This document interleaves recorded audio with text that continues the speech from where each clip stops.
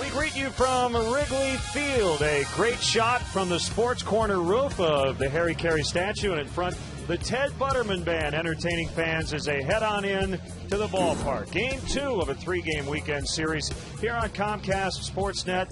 The Cincinnati Reds and the Chicago Cubs.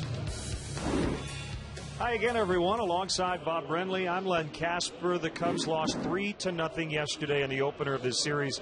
Now just 3-8 against the first-place Reds. Bob, we're going to focus in on a Rookie of the Year candidate, Starlin Castro. His numbers have been excellent. He's also been very durable since he's come to the big leagues. He's played just about every ball game since he got to the big leagues. The thing that amazes me, Len, is this is a guy that obviously had some physical skills when he got to the big leagues, but he has worked hard to maintain those skills, to refine his game, and he's improving on a daily basis, and these numbers would indicate he is a legitimate Rookie of the Year candidate. And he's only missed one game since he came up in early May. Pitching matchup today, Edinson Volquez. We haven't seen him in a while. He had Tommy John surgery last August. And I don't think it breaks anybody's heart that we haven't seen him in a while, because he's been very good against the Cubs in his 2 starts. His command has been a little iffy since coming back off the disabled list. Cubs need to be patient against him. And Randy Wells for the Cubs today.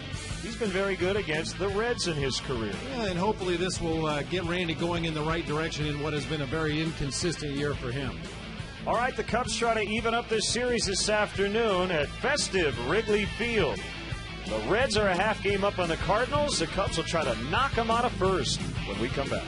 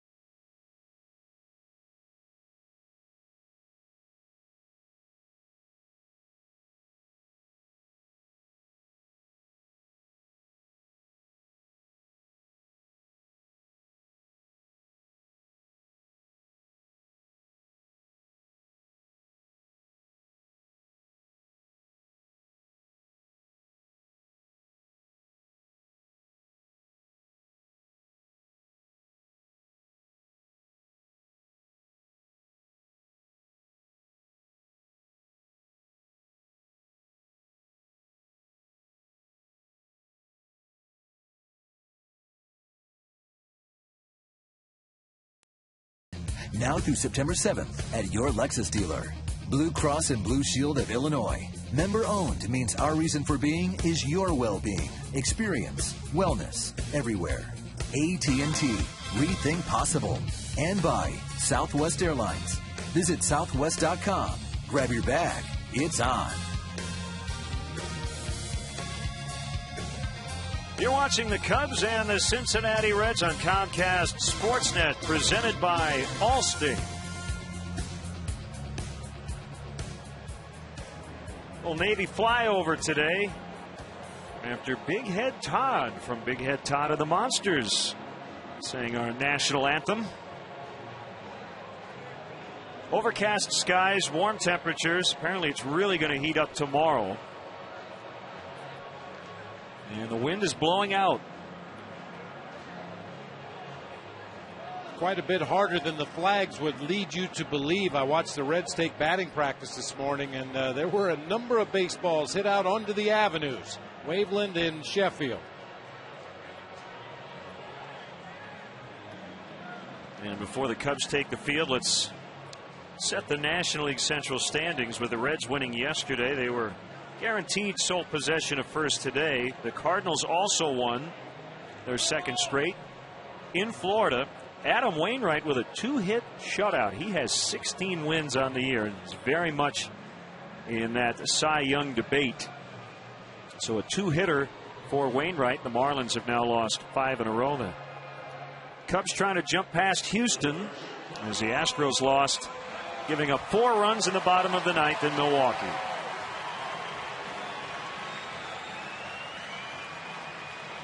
Let's look in on the Reds Southwest starting lineup and check out the defensive positions throughout this offensive lineup. You have the infield, followed by the outfield, and then the battery. Nicely done. We'll take a look at the Cubs defensively. Soriano Bird and Kosuke Fukudome across the outfield today. Ramirez and Castro will man the left side of the infield, while Blake DeWitt and Derek Lee will be on the right side. Boy Hill getting a rare start behind the plate this afternoon. He'll be catching pitches from right-hander Randy Wells, making his 23rd start of the season. I mentioned a little while ago, it's been an inconsistent year for Randy. He has shown flashes at times of what I think he and the Cubs expected him to do, and then on other occasions it's been a little bit of a struggle, including his last time out against the Brewers. 10 hits and 6 earned runs in 4 innings of work. Mike Everett with an interesting bio. He was born in New Mexico, now lives in Iowa. He plays the trumpet, likes to do yard work, snow blowing, and he spent off seasons while in the minor leagues working at a juvenile detention center. Well, if he likes yard work, that's why he moved from New Mexico to Iowa. They don't have yards in New Mexico. They have sand and rocks. That's right. So he'll be calling the balls and strikes today. This is game 12 of a 16-game season series. And again, the Reds have dominated. They've won 8 of the first 11.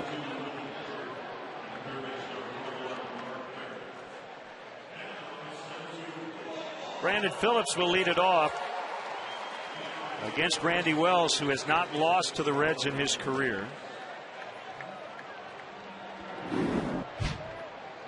Phillips leading the league with 79 runs. He didn't score yesterday, but he did knock in an insurance run in the 7th as the Reds won 3-0.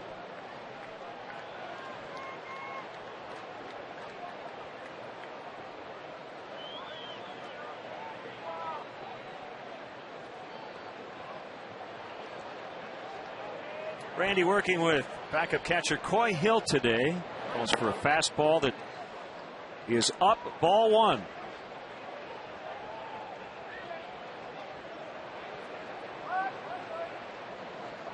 Try that again. Fly ball deep to left, not deep enough though. Soriano back and makes a catch, a couple of feet in front of the warning track. Phillips hit a couple of balls just like that in yesterday's ball game. Off the bat, it looked like they might have a chance to either be off the vines or up into the bleachers, and the ball just got out there in deep left field and died.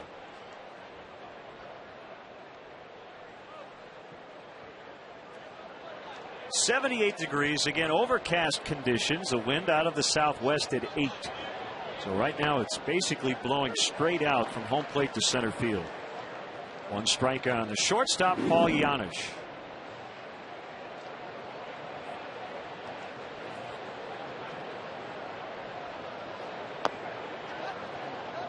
Fastball missed low. Janisch in 3 games since Orlando Cabrera was put on the DL, 5 for 11 with a homer and 4 knocked in.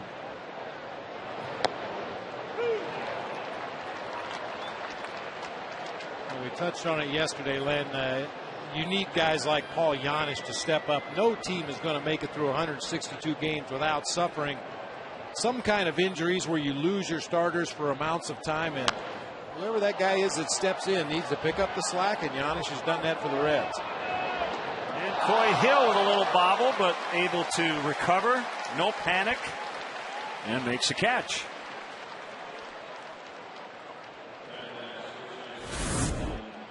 That's why organizations teach catchers to catch the ball up above your head, just in case it comes loose. You might still be able to recover and make the catch before the ball hits the ground. That time Coy juggled it a little bit, but was able to hang on. MVP candidate Joey Votto, no hits yesterday, but he did walk twice. And scalded foul off the upper deck.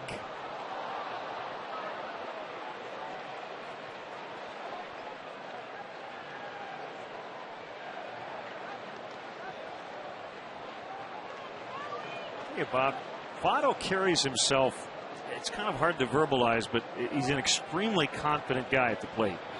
Just kind of the way he shook his head after that foul ball. He has a very specific idea of what he wants to accomplish in each at bat and each pitch. And he's pretty upset with himself when it doesn't go right. Unless he feels he was in a good hitting position, he got the pitch he was looking for, maybe just missed it. But I think the reaction you saw, he felt like perhaps he wasn't quite ready to hit Randy Wells' best fastball that first pitch of the sequence. So shook his head a little bit, probably regrouped, got back in that box, and he'll be ready for the next one. All good hitters have to have a lot of confidence in their own abilities. And sometimes when you see good hitters go into extended slumps, it's because they've lost that confidence in their own ability.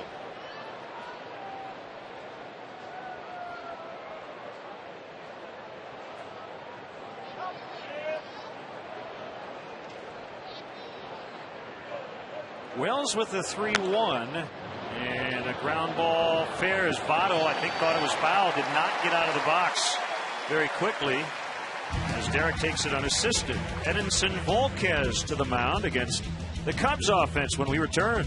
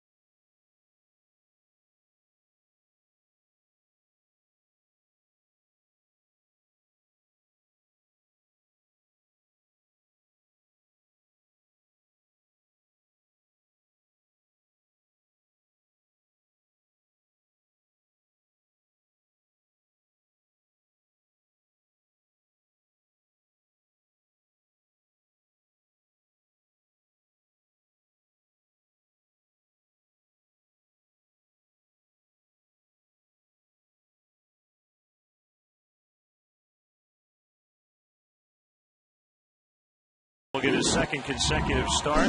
Starlin Castro at short. Lee Ramirez Bird in the middle with Alfonso Soriano playing left, his first action in the series.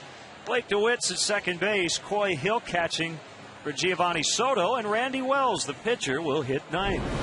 Look at the Reds defense. Lance Nix, Drew Stubbs, and Jay Bruce across the outfield this afternoon. It'll be Scott Rowland and Paul Yanish on the left side of the infield. A couple of all-stars, Brandon Phillips and Joey Votto on the right side. Ramon Hernandez doing the catching today for right-hander Edinson Volquez. It's the only 4 starts on the season. He was really good in 6 rehab outings at the minor league level. Pitched a total of 31 innings, gave up only 14 base hits in going 4-0 with a 1.45 ERA, and was really good against the Braves his last time out. 5 innings, only 1 earned run. However, he did walk 5 batters. You might have noticed on the small print on that graphic is Kosuke took a fastball out of the zone. Volquez has been excellent against lefties, and again, just 4 starts, but righties are killing him this season. That has been somewhat the case throughout his career. Righties have been better against lefties, but pretty drastic this season. 444 is the average for right-handed hitters against Volquez. Lefties just 5 for 40. 2-0. Now 3-0. Now Volquez will feature a fastball that sits in the low 90s. Occasionally will approach the mid 90s. Throws a curveball, a changeup, and a very rare slider from time to time. But everything works off his fastball. 4-pitch walk to start it.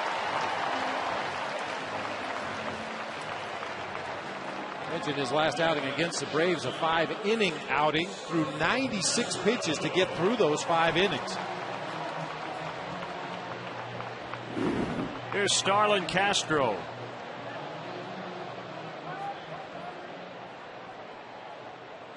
Quiet 0 for 4 yesterday. Cubs offense in general was quiet. Could muster only 5 hits off Bronson Arroyo in 7 innings.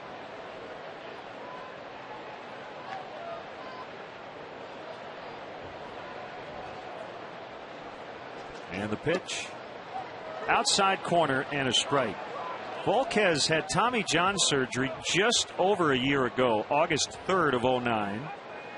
So this season his first action since June 1st of last year. Excellent numbers as he rehabbed his way back. While he was on the DL earlier this season, he served a 50-game suspension for violating baseball's performance-enhancing drug policy.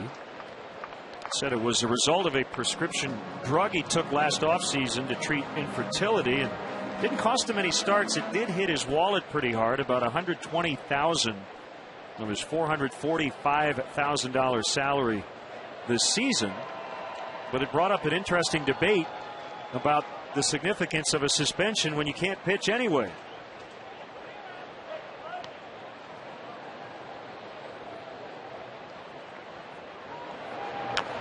Little tapper, it's a fair ball. Hernandez will pounce on it, and it's going to be in time. Ooh, I thought Castro beat it. But Adrian Johnson's about 4 feet away from first base, and he called him out. I thought Hernandez just took a little bit too much time.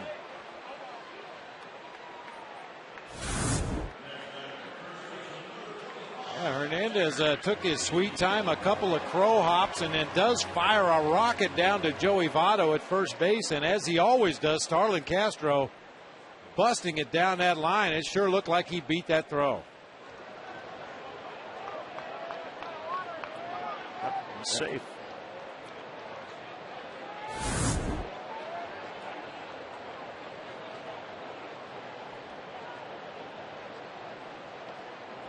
Runner at second, 1 out. It's Derek Lee.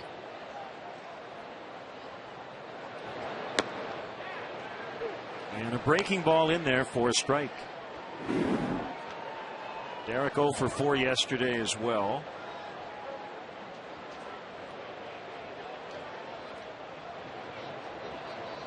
Just to finish up the suspension point here, Bob. I think a lot of players have gotten to the point where taking a 1-a-day vitamin is something they should check with the team nutritionist and athletic training staff, and read all the fine print as league rounds out.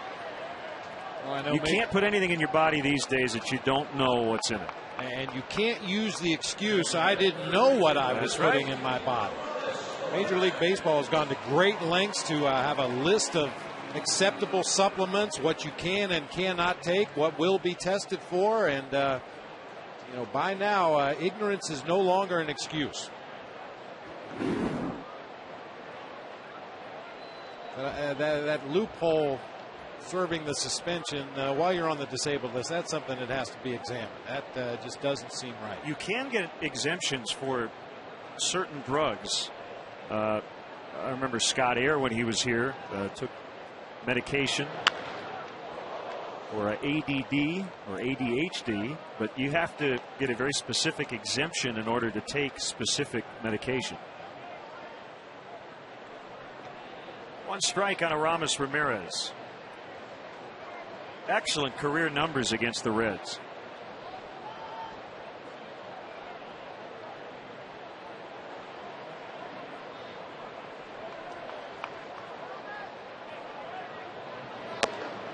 That's up 1-1. We might see a lot of deep counts here today if the Cubs are patient.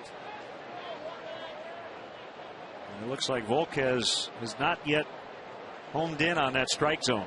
Just watch how many times he misses his spot. Ramon Hernandez will set up and give his pitcher a target. Like right there, he wanted the ball low and away. It's straight up and in. He just doesn't have the control that he will have with more arm strength and more innings pitched. Coming off that Tommy John surgery, usually the last thing to come back is your control.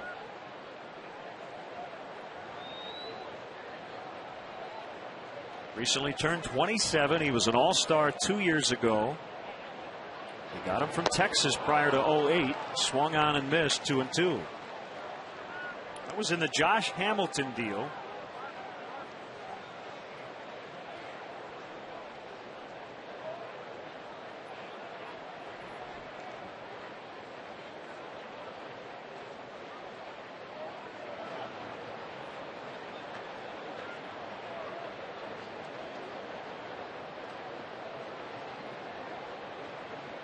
Finally has a sign from Hernandez.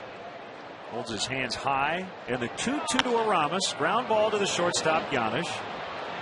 Lots of time, gets it to Votto, and the inning is over. Leadoff walk, no runs. We're scoreless after 1.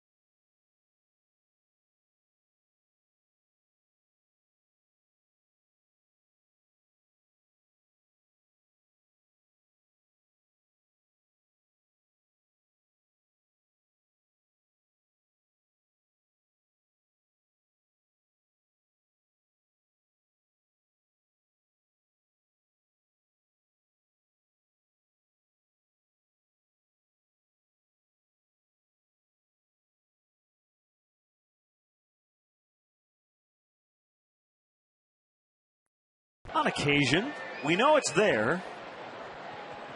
It better be there.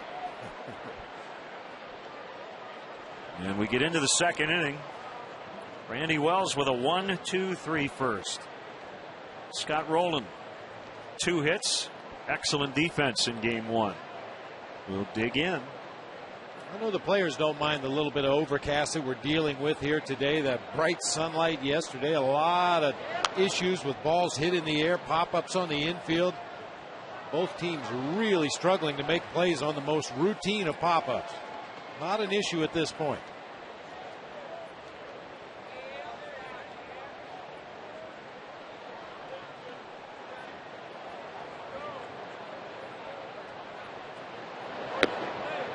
Off the outside corner, 1-1.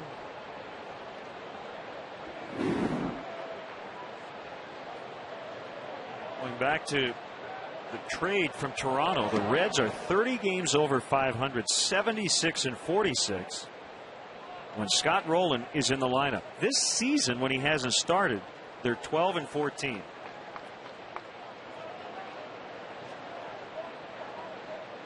Pretty solid numbers for Scott Rowland. I don't think there's any question. The numbers don't come close to telling the whole story when you're talking about Scott Rowland, what he brings to a ball club, the steadying influence, the professionalism. I mean, he's still a great defender, a clutch hitter, but I think the main reason the Reds signed him was for the other values. Fukudome back now in. 1 away. I mean, what a bonanza. You sign a guy because you think he'll be a good influence in the clubhouse and set a great example for your younger players, and you bring him over and he has a rebirth of his career, starts hitting the ball again, playing great defense down at third. It's the best of both possible worlds for Dusty Baker and Walt Jocketty of the Reds. Now the red-hot Lance Nix, who was 11 for his last 18. It's their top pinch hitter. Leads their team in pinch hit at bats with 37. Although we can't forget Chris Heisey off the bench today. He has 4 pinch hit home runs. 25th start of the year for Nix, and a line shot as Castro makes a catch. The ball might have been knuckling at the end. Heartbreak for Nix, but Randy Wells liked the defensive play. 2 down. Hang with him, Lance Nix. This is one of those line drives. If Castro doesn't catch it, it probably goes to the gap all the way to the vines. That ball was absolutely crushed. Fortunately, Starlin playing in exactly the right spot to make the play. Right fielder Jay Bruce. Ball 1 low and outside. Randy's got that sinker working today, and it's a good day for it with the wind blowing out.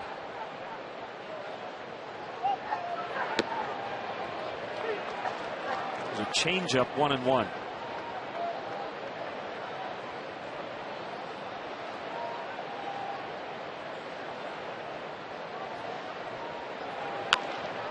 Another line shot. This one not hit nearly as hard. Right at Castro. And we're through an inning and a half. Wells sharp early on. No score.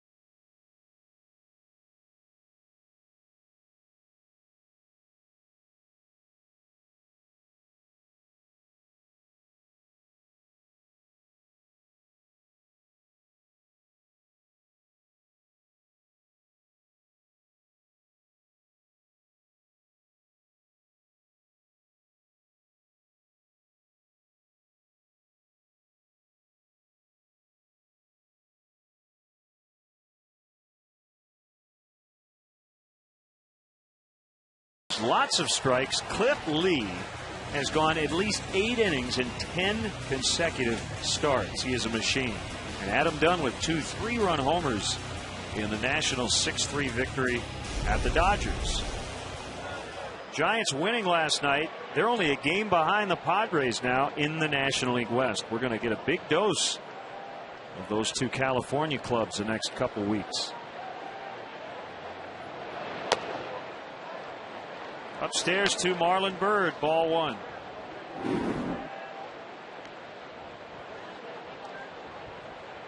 That game in Atlanta last night, the Giants got the tying run and the winning run without the benefit of a hit. Braves made 2 errors in the 9th.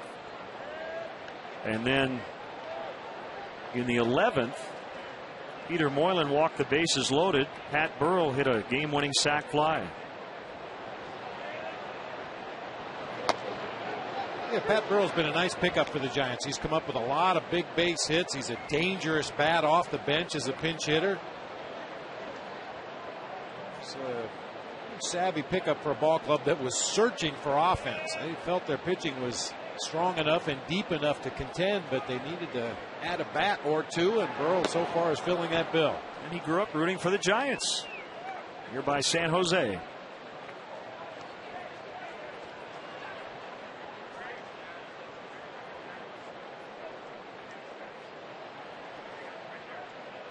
I want to pack a light jacket for that trip.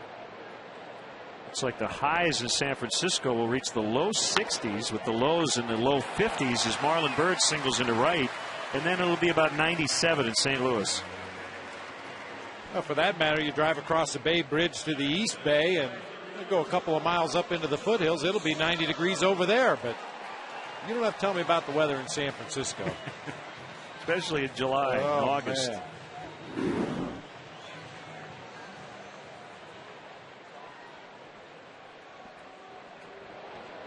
So leadoff man on for the second straight inning. Here's Alfonso Soriano.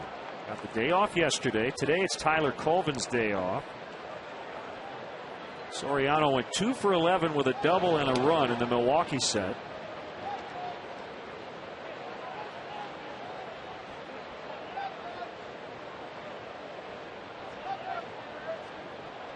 And is looking into the Reds dugout before giving Volquez the signs. Short lead by Bird. And a called strike on a fastball.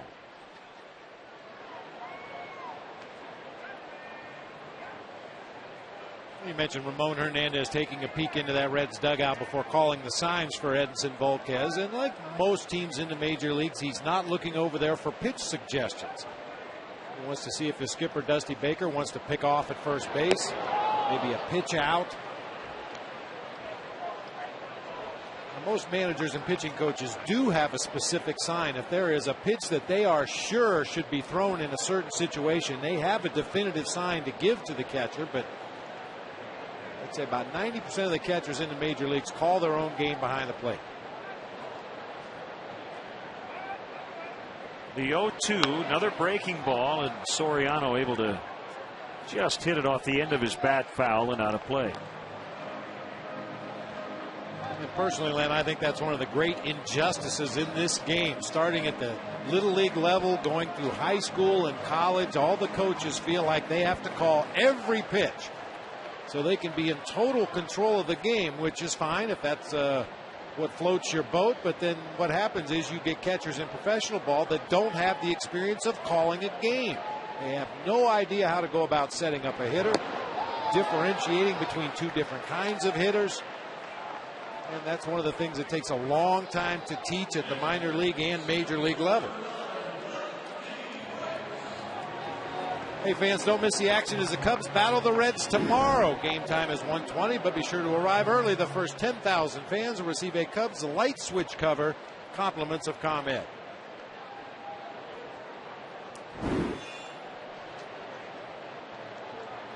Mentioned Volquez's 2 previous starts against the Cubs. Both wins came in 2008.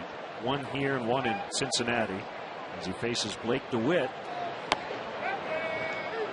In 12 innings, allowed just 1 run over those 2 starts. Ball got away from him briefly. A lot of walks, a lot of strikeouts.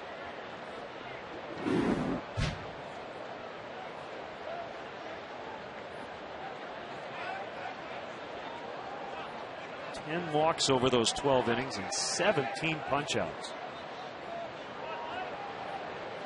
That throwback that got away from Ramon Hernandez, it got away because I think it hit Blake DeWitt in the helmet as he was throwing the ball back to his pitcher. Seemed like such a casual thing. Blake DeWitt looking down there gets beamed from behind. That's not fair.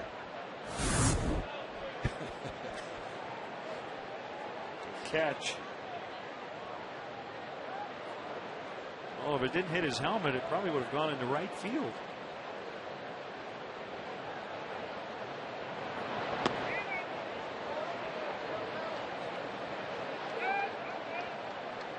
Maybe that's why Bronson Arroyo wears that double flap helmet on days he pitches, just in case the catcher decides he wants to bean him while he's up at the plate.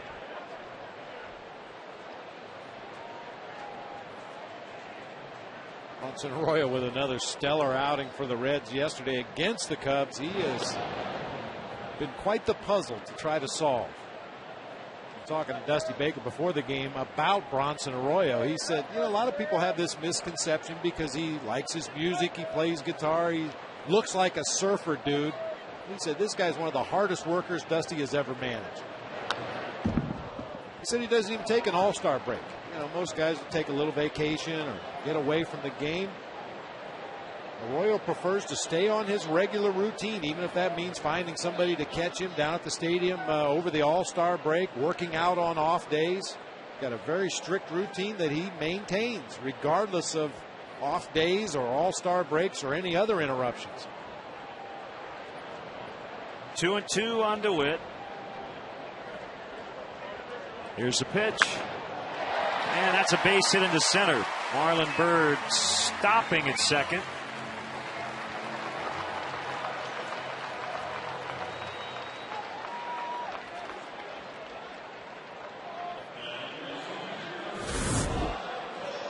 Nice piece of hitting by Blake DeWitt, staying up the middle of the field. What was a backdoor breaking ball, it appeared, trying to work that curveball to the outside corner. DeWitt just took it right back where it came from, up the middle of the field, putting Cubs at the first and second with one out.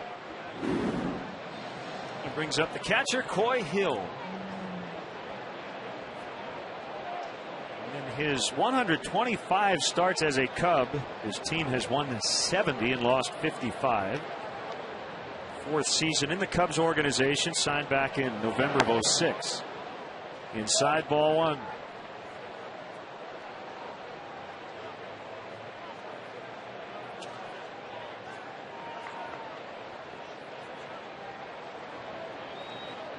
Important hitter here for both the Cubs and for Volquez, because Randy Wells, the pitcher's on deck. So if you're the Cubs, you'd like Hill to do some damage. 2-0.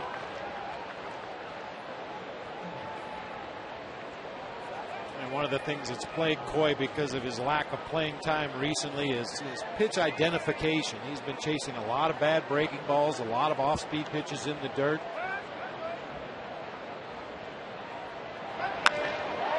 And that's out into left center. Diving attempt. The catch made by Nix, and it'll be an easy double play. Marlon Byrd between third and home. What a play by Nix.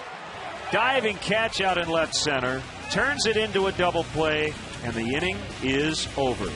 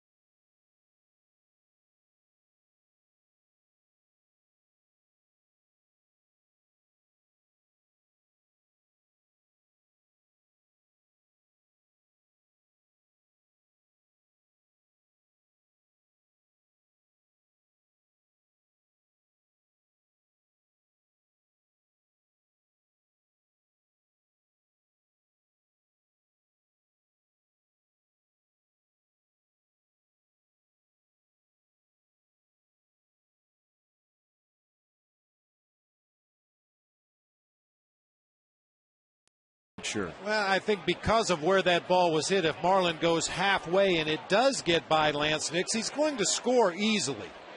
I think you have to be just a little bit more cautious on that particular play. I mean, it was a tremendous diving catch by the Reds left fielder, but like I said, if you go halfway, read the ball, it's going to roll all the way to the vines if Nix misses it, and Byrd would have scored easily. Maybe a little too overly aggressive. Bottom three, the struggling Drew Stubbs, whose spot on the roster could be in jeopardy as he goes down the line, and very good speed will end up with a double. Chris Dickerson is probably coming off the DL here very soon. And Stubbs was just 1 for 37 going into that at bat. But remember, a 3-homer game here at Wrigley Field back on July 4th. That is their first hit.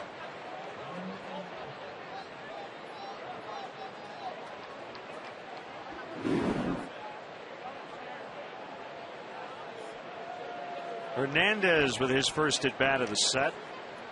A good day for sunscreen. We do see the sun peeking out from behind the clouds.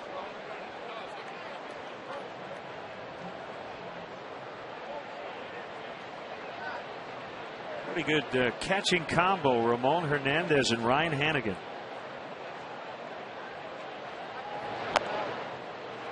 One strike on the veteran Hernandez.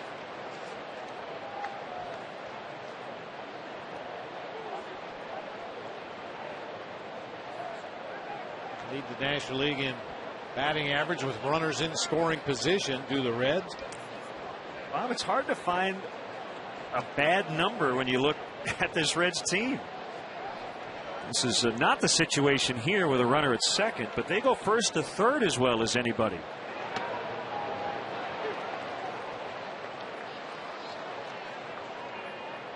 Tied with the Rockies for the league lead and going first to third on a base hit. Jay Bruce has done it 12 times. Joey Votto 11. And again, that's one that doesn't show up in the box score, but end up being very important, especially in close games. They've had a winning record every month. Hernandez able to hold up 1 and 2. I think the one big question with the Reds going into the season was their pitching. Would they have enough, especially starting pitching, to keep them in the race throughout the season? But Mike Leake has come on to be a real pleasant surprise, as has Travis Wood. They're getting Volquez back off the disabled list here recently, pitching today. I think their pitching has been a lot better than people anticipated. Saw Bronson Arroyo dazzle the Cubs yesterday. Aaron Harang eats up a lot of innings. And Harang and Homer Bailey are on the DL. So right now they're getting nothing from those two guys. But Leake and Wood have filled in nicely. And certainly happy to get Volquez back. No pitch. Still have Aroldis Chapman lurking down in the minor leagues. He's going to be here soon, it sounds like. Yeah. In short relief. They did make a roster move. Russ Springer, the veteran righty, has a strained left hip. And right-hander Carlos Fisher was called up from AAA Louisville.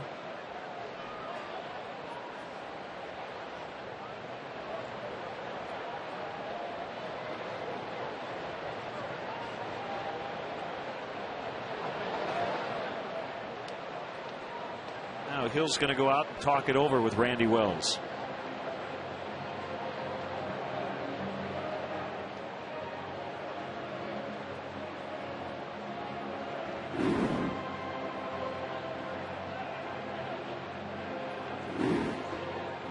Doing a lot of the talking.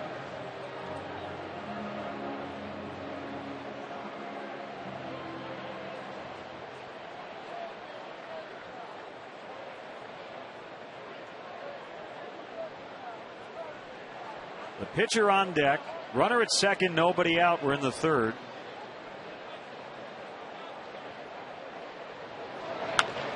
Ground ball up the middle. DeWitt can't get it. Stubbs coming around third. The throw's going to go to the plate, and it's not nearly in time. Ramon Hernandez on a 1-2 pitch with an RBI single, and it's 1-0 Cincinnati.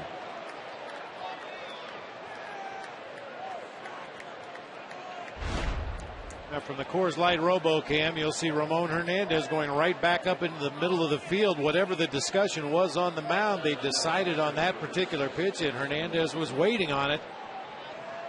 Derek Lee a little slow to get into the cut position there. Fortunately, it didn't hurt the Cubs. Hernandez held at first base, but with Drew Stubbs' speed, Cubs had no chance of throwing him out at home plate on that base hit. Volquez in a bunting spot. Ramirez already in. Lee ready to charge. As Volquez took it for strike one.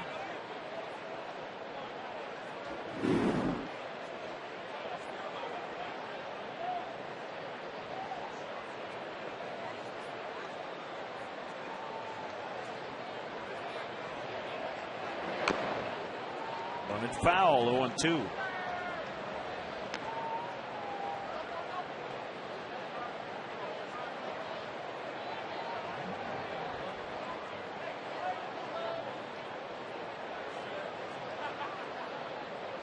Another big crowd today here at Wrigley.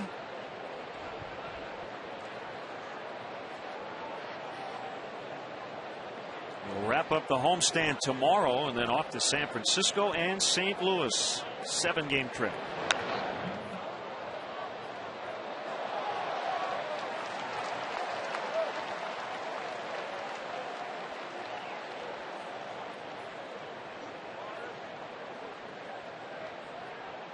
Way ahead in the count to the opposing pitcher. I don't believe you need to throw him a strike at this point to get him out. And up the ladder fastball, shoulder high. He might hack at that. A breaking ball off the corner, low and away.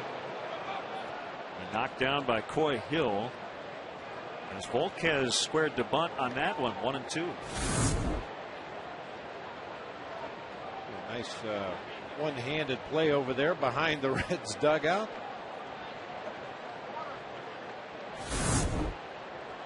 He plays 16-inch softball.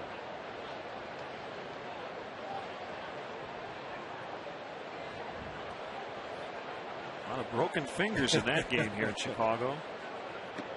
And as Volquez missed it on the bunt attempt, strike 3.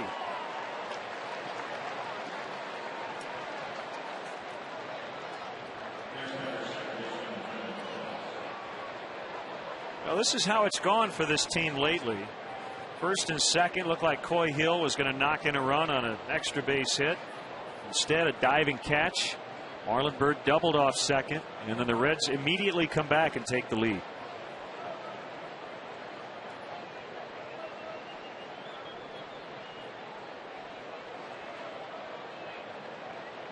A little bit of an oddity, Len. The two batters that lead the Reds in grounding into double plays are their two regular middle infielders. Orlando Cabrera, who's on the disabled list right now, leads the way with 11 double plays bounced into, and the man at the plate, Brandon Phillips, with 10.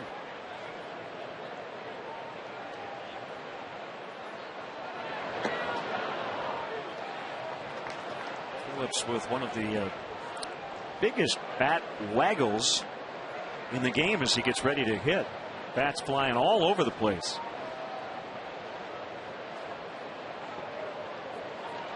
He gets a little turned around sometimes too, which is why I believe he's grounded into as many double plays as he has. He's got good speed. It just takes him a while to get out of that batter's box.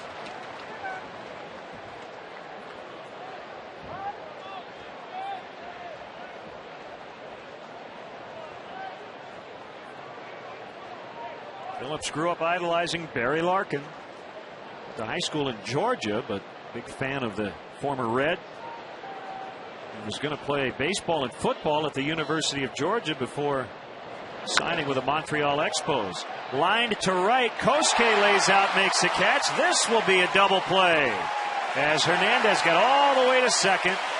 Fukudome with the catch, the throw, and a couple of guys doubled up, one for each team. The Reds do get the lead. It's 1-0.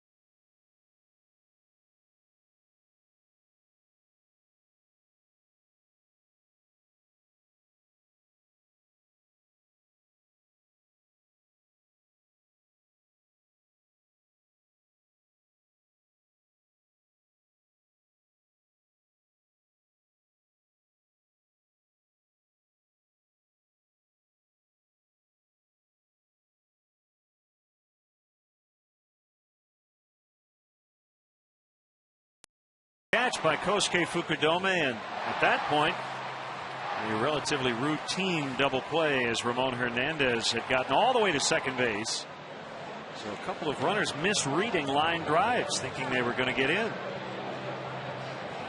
In the case of Lance Nix in left field, you can almost forgive Marlon Byrd because Lance Nix is not known as a great defender, but we've seen enough of Kosuke to know he can cover a lot of ground and has made some great running catches and diving catches out there in right field. So maybe not quite as excusable for Ramon Hernandez. Wells, Fukudome, and Castro here in the Cubs' third. Had a wonderful time at the inaugural Red Dirt Fest at Joe's Bar on Weed Street, hosted by Randy Wells. Brandon Jenkins, Randy Rogers, Stoney LaRue. Boy, some excellent country music. Great crowd. And a lot of money raised to support Children's Memorial Hospital.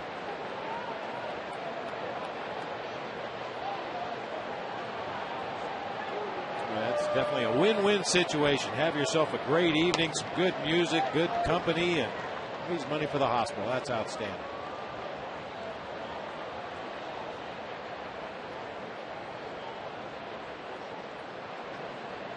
Wells took a peek at where Scott Rowland was, and then squared the bunt and took it for ball 3. Like that. You know, if you know you're going to take a pitch, even a position player, if you know you are going to take the next pitch, I like guys to show bunt. Just to plant a seed of doubt in that defense, maybe get a guy a couple of steps out of position.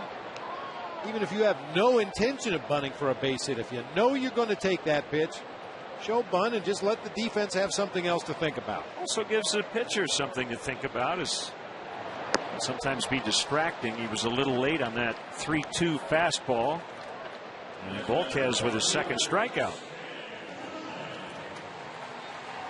There's still time to get great seats, including bleachers, for Cubs games this summer. To purchase tickets, visit Cubs.com. Call 1-800-THE-CUBS or visit the Wrigley Field box office.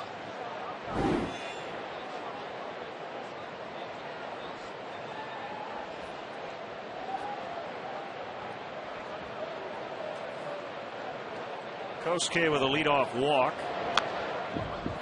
in the first inning. Don't know how they did today, but I want to recognize the Union League Boys and Girls Club Chicago Cubs RBI Senior Division team that earned the number 3 seed in the West playoff bracket at the Reviving Baseball and Inner Cities World Series. Played the Philadelphia Phillies RBI team this morning.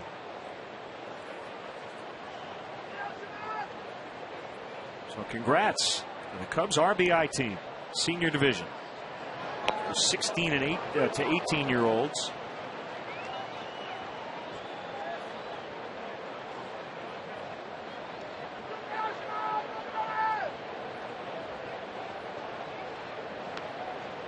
Former Chunichi Dragon taking the pitch low and outside. 2-2 on Kosuke.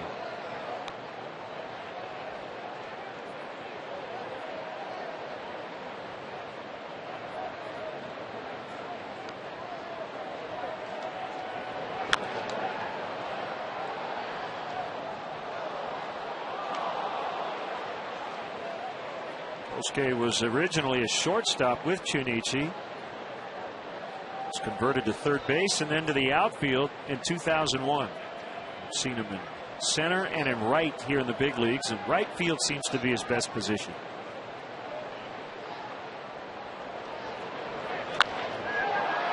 That's into the right field corner. Kicks off the sidewall. Bruce will pick it up, and his throw back in will be late. A double for Fukudome.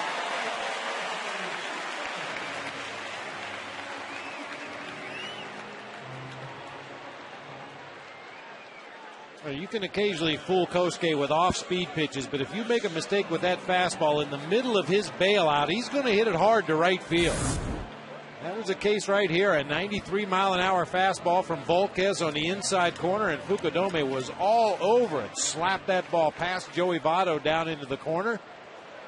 And will slide into second safely with a double. Since Starlin Castro's debut in Cincinnati on May 7th, the Cubs have played 80 games. He has now participated in 79 of those 80.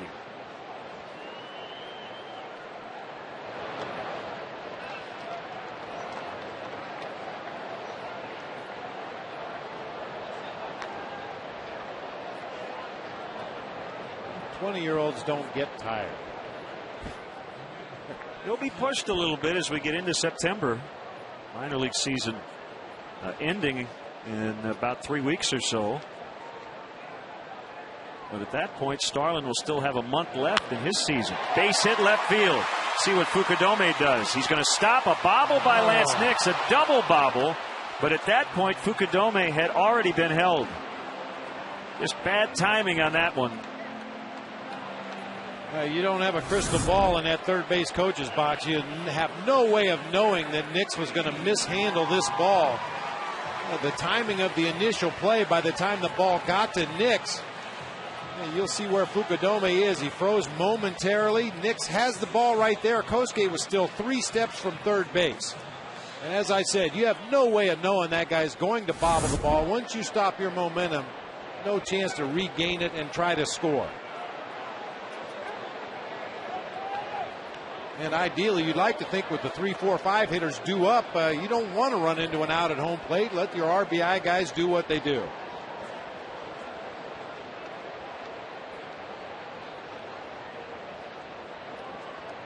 Pitch to Derek Lee. Fly ball to right. This will do it as Fukudome will tag and easily score. It's 1-1. Sac fly by Derek Lee. His 52nd RBI of the year.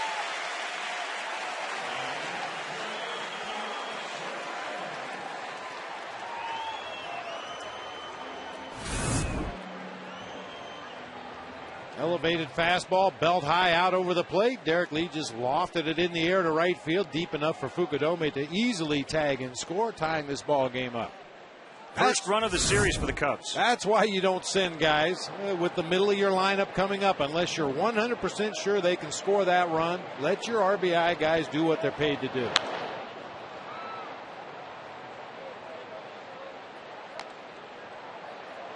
Go back to a Wednesday. Remember, the Cubs scored 15 against Milwaukee. They were shut out yesterday. It was the first time in 30 years the Cubs scored 15 only to be blank the following day or game. But they're on the board here in the third this afternoon. 1-1.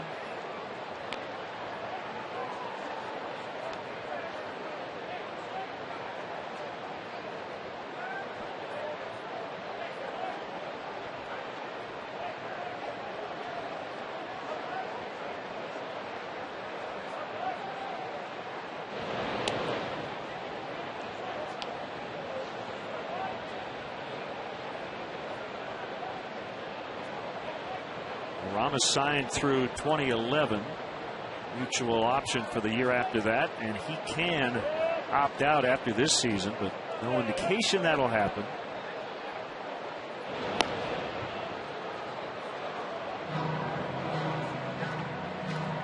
Reds paying a lot of attention to Castro over there at first base, thinking that he's going to be on the move, and I would tend to agree with the Reds. Starlin looks like he wants to run.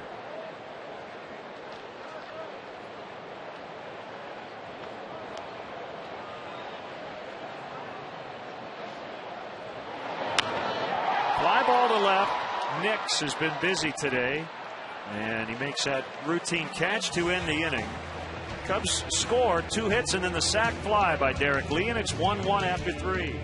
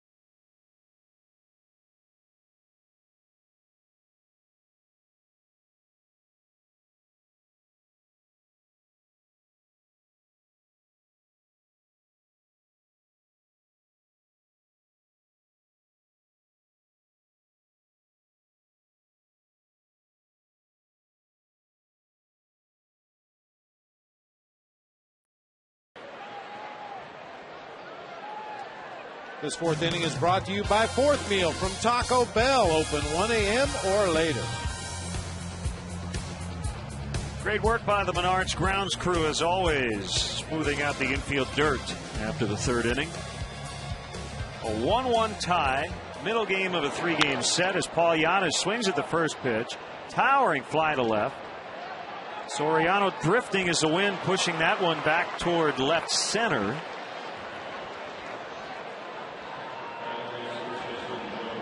And now our AT&T trivia question. We're very excited to have Ron Howard in the booth conducting the 7th inning stretch. So the question is, what is the name of the theme song from the Andy Griffith Show?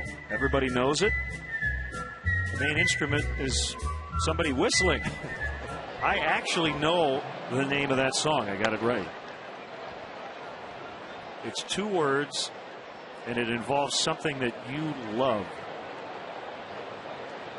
That's the hint I will give. Pizza party. Close. Beer keg. No. No? Actually, you weren't close, but it was 2 words. When you hear the name, it will make total sense.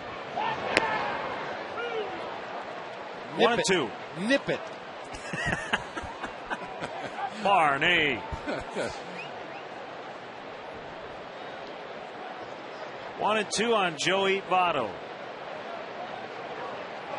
Yeah, I got a weird one for you. Watch Joey Votto get ready to hit. It's not perfect, but it's a little bit of the left-handed version of Albert Pujols. Just certain mannerisms he has. So you put him in a mirror, I think he looks a little like Albert.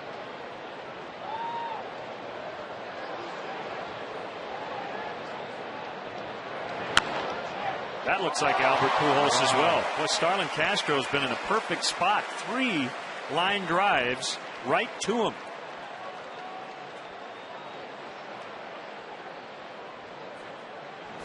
Another ball that was absolutely scalded from our Coors Light RoboCam. Joey Votto making a bid for extra bases toward left center. And there's Starlin Castro. Johnny on the spot again.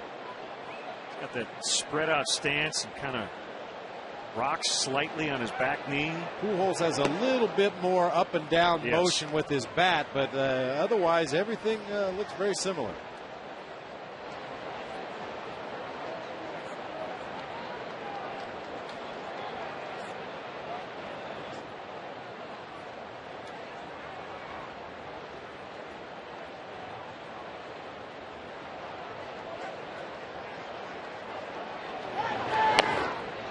Swing and a miss.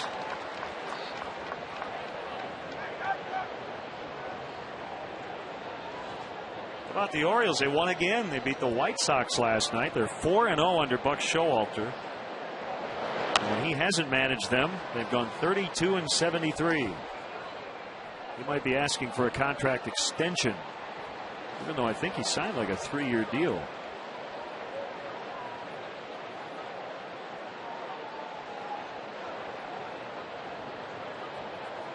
Carlos Delgado reportedly has signed a minor league deal with the Boston Red Sox. They need a little help over there after the season-ending injury to Kevin Youkilis. That'll drop in front of Fukudome. Roland keeps the inning alive.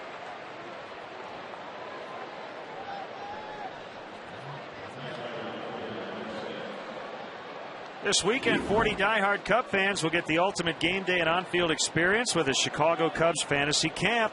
Tomorrow, participants will enjoy a Cubs game in VIP style. And then on Monday, they will fulfill the lifelong fantasy of playing baseball at Wrigley Field. With instruction from Ernie Banks, Billy Williams, Rick Sutcliffe, and others. Space is limited. Again, time running out. Call 773-404-4748 or email WrigleyExperience@Cubs.com today.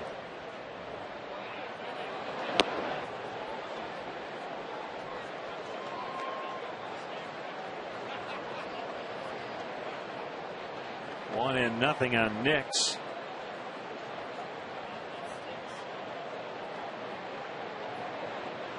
So Carlos Gomez of the Brewers has been placed on the disabled list as the result of the concussion he suffered when hit by that Brian Schlitter pitch. on Monday.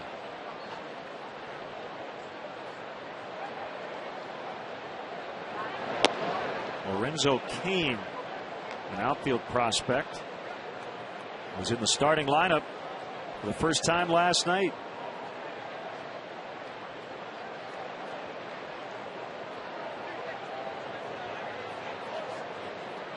Milwaukee beat Houston on a Prince Fielder 2-run single in the bottom of the ninth.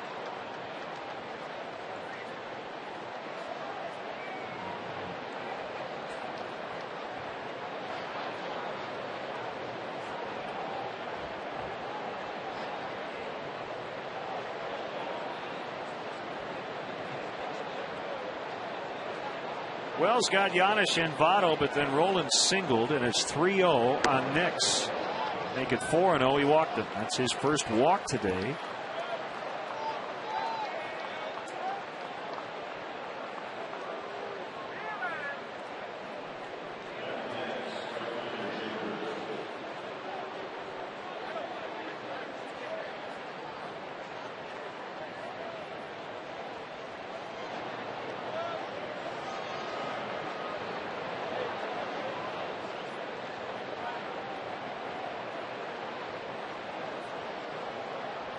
Wells ready, the kick and the pitch. Bruce pounds it on the ground. It backs up Derek Lee. Wells over quickly to cover, and that's the inning. We'll head to the bottom of the fourth. Each team with a run in the third. That's been it so far.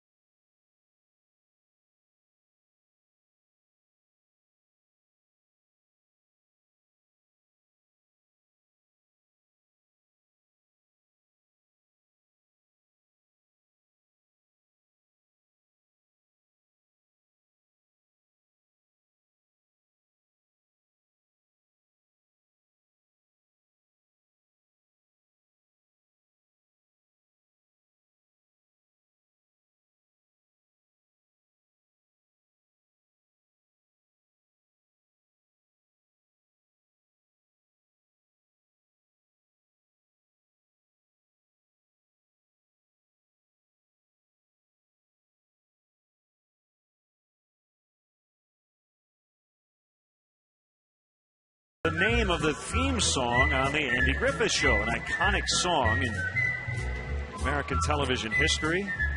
And the answer is the fishing hole. How about that? One of your favorite activities to go fishing. And there are actual lyrics to this song. I don't know how the melody goes, but well, now take down your fishing pole and meet me at the fishing hole. We may not get a bite all day, but don't you rush away. Like this line, if we don't hook a perch or bass, we'll cool our toes in the dewy grass.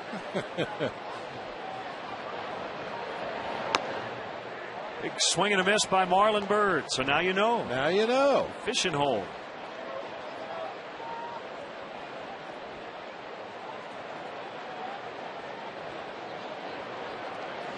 Also starring Don Knotts.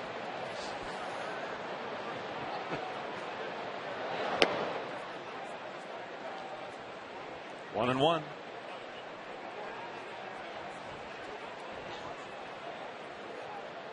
So many TV characters that kind of harken back to Don Knotts, the Michael Scott character from The Office. Kind of feel is like Don Knotts. Heart in the right place, but drives you crazy. A little oblivious at times, yeah.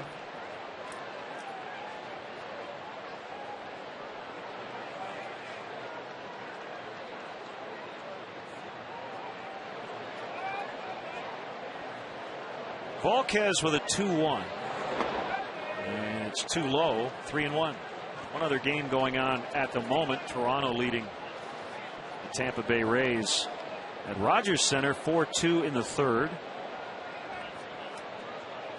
Tampa Bay a half game behind the Yankees, but the Rays have lost 3 straight. And they do lead the American League wild card at the moment.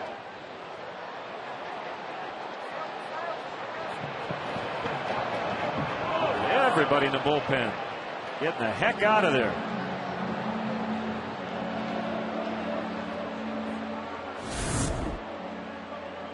Joey Votto wonders, is it something I said?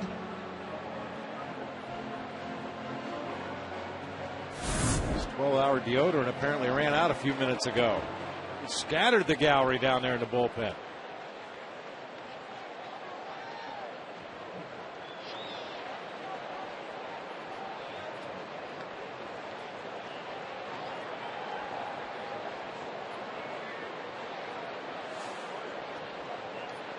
Ready for a 3-2. Rolling. All the way across and the out.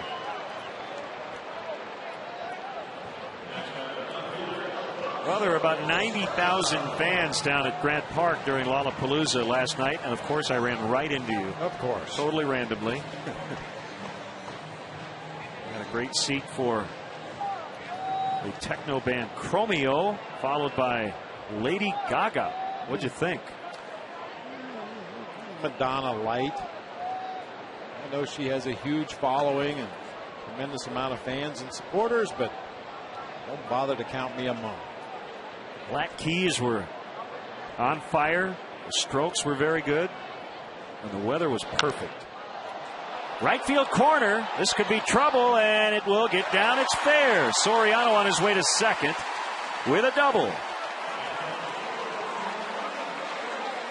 Alfonso now at 27 two-base hits on the season, and he's in scoring position as the go-ahead run.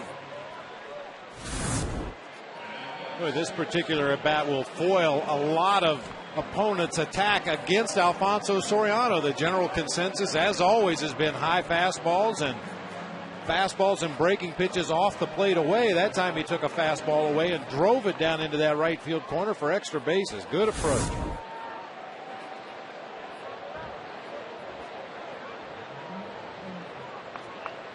DeWitt 1 for 1.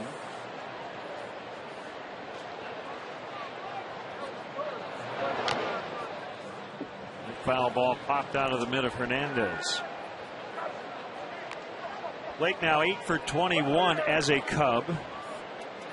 Big day with the Dodgers against the team he grew up rooting for on June 7th.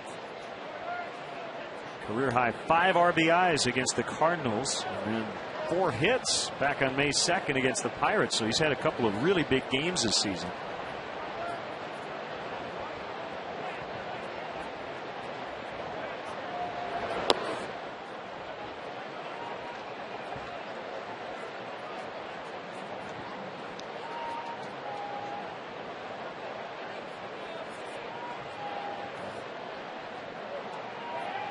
Both of his home runs have come with runners in scoring position. He hit his first as a Cub in that Milwaukee series. 2-1. Now Blake DeWitt very quickly learned how to take advantage of the basket out there in the well area in right field. His 3-run home run just tucked into the basket right at the corner, which, as we found out earlier this season, is the shortest distance to get a ball out of Wrigley Field, right at the well. 2-2, throw to second, and Giannis just tried to keep it out of center field.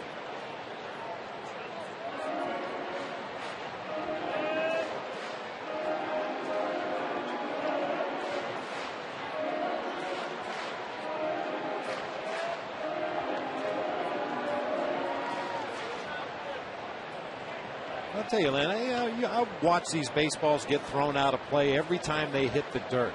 There were some pitchers back in my era that if the rules were the same as they are nowadays, these guys couldn't have pitched. Whether they be accidental or intentional scuffs on the baseball, pitchers knew how to use a marked up ball. depending on which side of the baseball you put the scuff mark, it will cause the ball to move in the opposite direction. You can throw what players call a sailor, ball that looks like it's going to be straight and suddenly slides to the left on the same plane. You can turn the scuff to the other side of the baseball and throw a nasty sinker, but some of the guys I hit against in my career wouldn't be able to compete nowadays without a scuff baseball.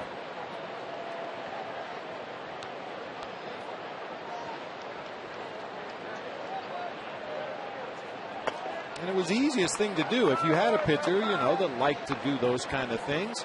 You start the inning with a brand new baseball. You take your 8 warm-up pitches, and on the throw down to second base, the catcher would skip it into the bag at second. Ball goes around the horn, ends up back on the mound to start the inning with a big old scuff somewhere on the baseball that a wise pitcher would know how to use. 3-2, and DeWitt took it for ball 4.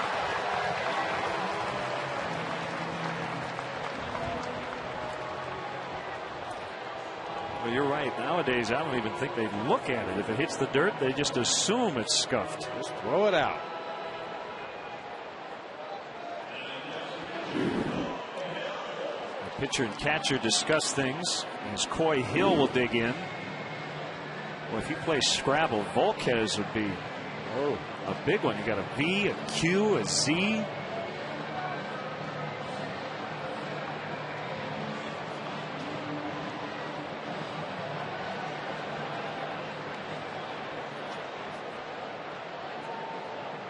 Coy lined into a double play, but he could keep swinging like he did in that first at bat. He'll end up with a very productive afternoon. Lance Nix with a highlight reel diving catch. Outside, ball 1.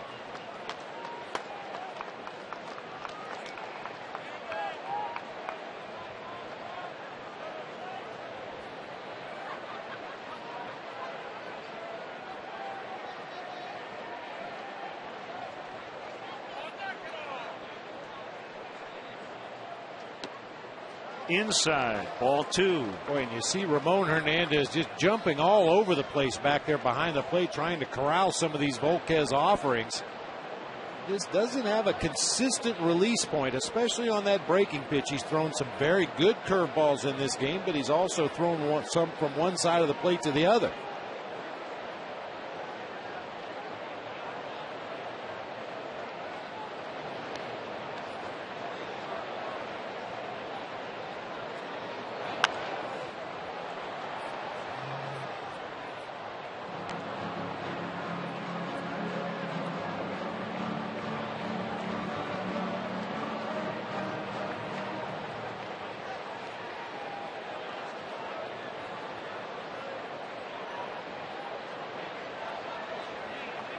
Cubs trying to grab their first lead of the series. Tied it up on a sac fly by Derek Lee in the 3rd. We're now in the 4th. 2-1 to Hill. Outside, 3-1.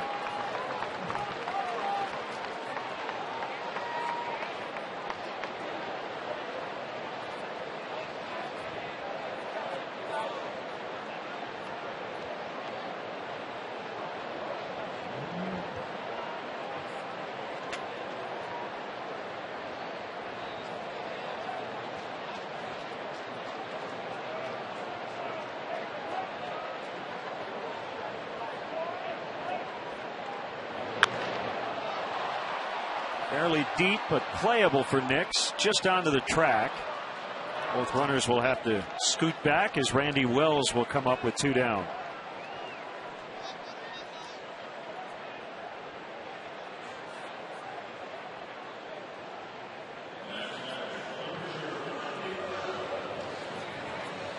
And he struck out his first time, got the count to 3-1. Volquez came all the way back to punch him out.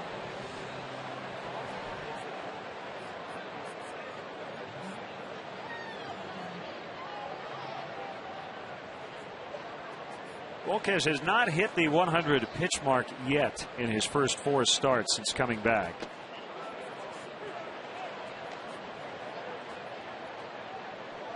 He has thrown a ton of pitches already early on. Already reached the 70 mark, and we're only in the 4th.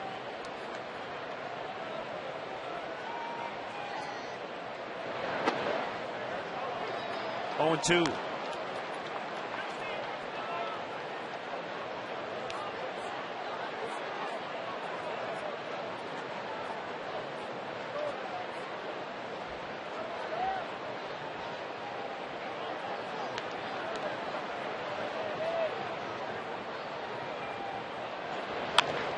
Ground ball to Phillips. Bobble, but time to get Wells, and the inning is over. A double, a walk, no runs. The Cubs are stranded 5 through 4, and they're locked into a 1-1 tie with the Reds.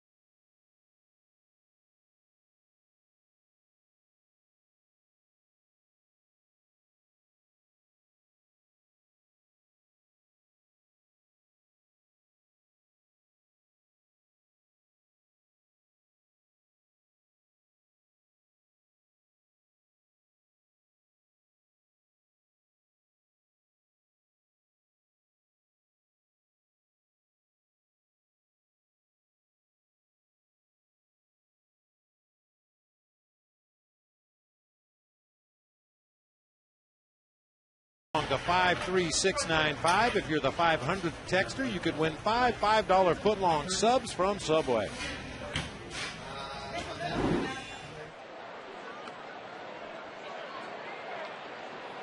(1-1) as we get into the 5th.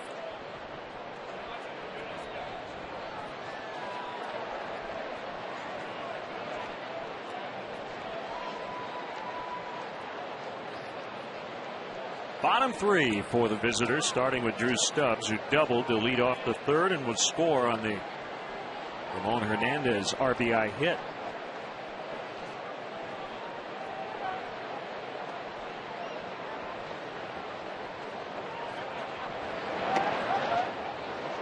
Low for ball 1 on a sinker at 88. Wells into the 5th inning went 4+. Third shortest outing of the year on Monday against Milwaukee. Gave up 7 runs, 6 were earned. But a lot better this afternoon, and actually that start was the exception to the rule here over the last month plus. Had a really solid month of July.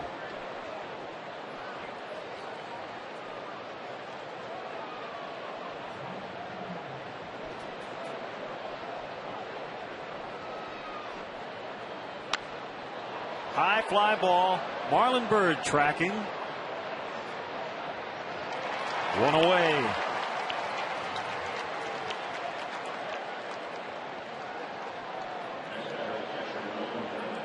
Tuesday, August 17th is Polish Heritage Night at Wrigley Field, presented by Pepsi. Watch the Cubs battle the San Diego Padres at 7:05. Don't miss the special discounts and Polish-themed activities before and during the game. Fans attending the game also will get a commemorative cap with a $5 donation to Cubs charities, which will help support Chicago's Polish community. For more info, visit Cubs.com. Fastball, or rather, might have been a slider that didn't slide. 1-0 on Hernandez.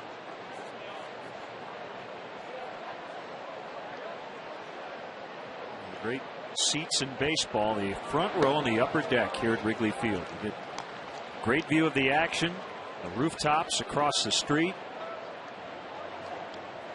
Not to mention the fact you're in prime foul ball territory on either side of the field.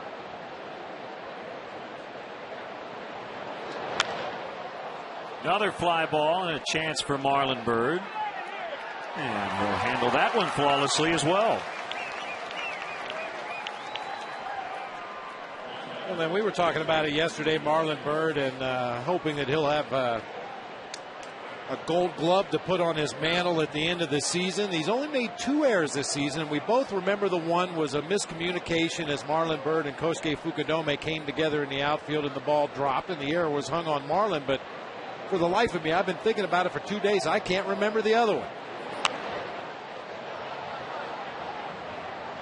Must not have been a very big one.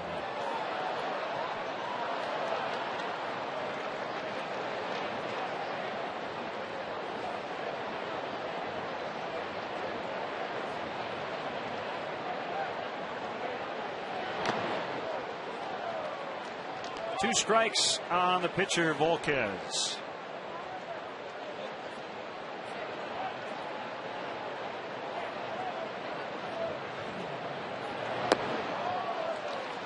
And that's the inning. A quick one for Randy Wells.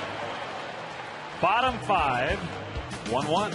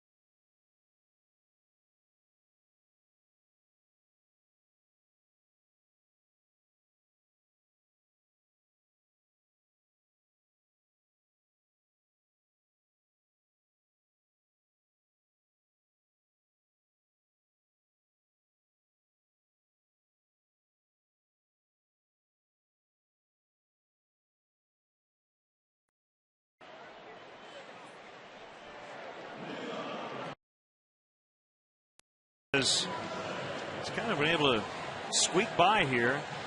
Hasn't had his good command. Randy Wells has been really on top of his game.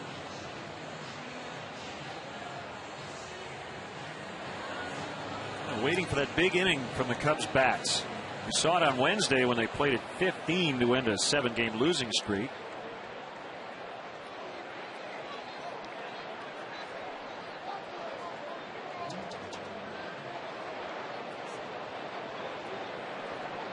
If you look at the second half in general, the Cubs have the top on base plus slugging in the National League at .805.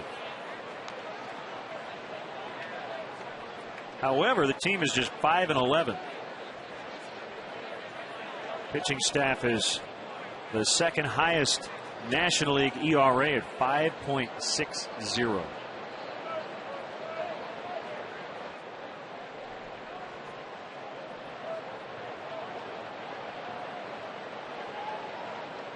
I think this is the time of the season that most fans have been dreading throughout the first half. Kosuke grounds one to Giannis at short. Should be no problem. One out. Yeah, the Cubs pitching, especially the starting pitching, was so good through the first half of the season. So many wasted possibilities because the offense couldn't seem to get untracked. And you knew at some point the pitchers were going to reach their level. They were going to come back to earth. It wasn't going to be a quality start every time out. They were going to give up some hits and runs. And you hope by that point that the offense would have picked it up a little bit and be able to piece it together. But unfortunately, the offense has continued to struggle as the pitcher's performance has gone down somewhat.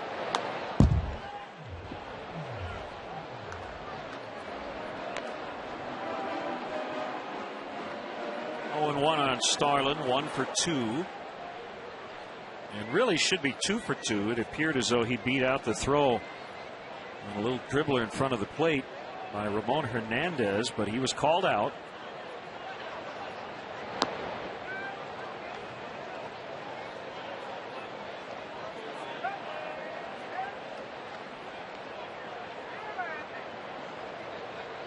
Blue Jays batting in the bottom of the 4th, leading the Rays 7-2. Looks like they'll probably score 3 more runs this inning because they scored 1 in the 1st, 2 in the 2nd, 3 in the 3rd. Got to score 4 in the 4th. Rolling up with it, plenty of time, gets the out.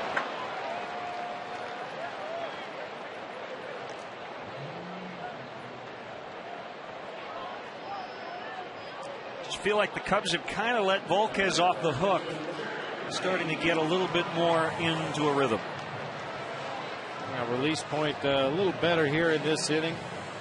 Cubs have stranded a runner, at least a runner, in every inning of this ball game. They've had a couple of opportunities against Volquez.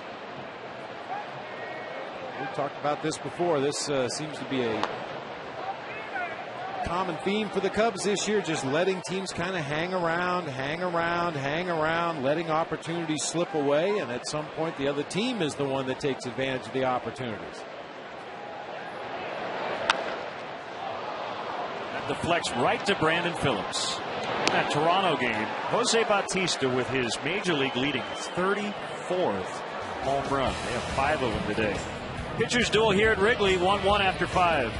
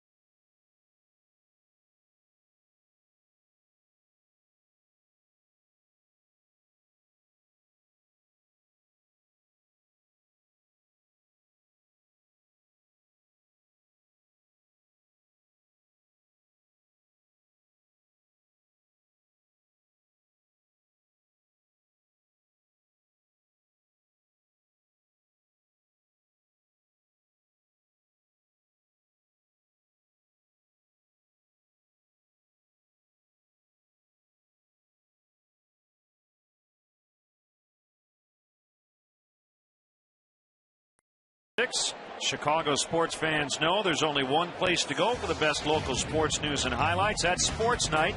Every night at 6:30, 10, 10:30, and midnight as Phillips pops it up foul and out of play. For breaking news, highlights, and exclusive interviews with the athletes you care about, tune in to Sports Night every night at 6:30, 10, 10:30, and midnight right here on Comcast Sportsnet. Fans' best friend.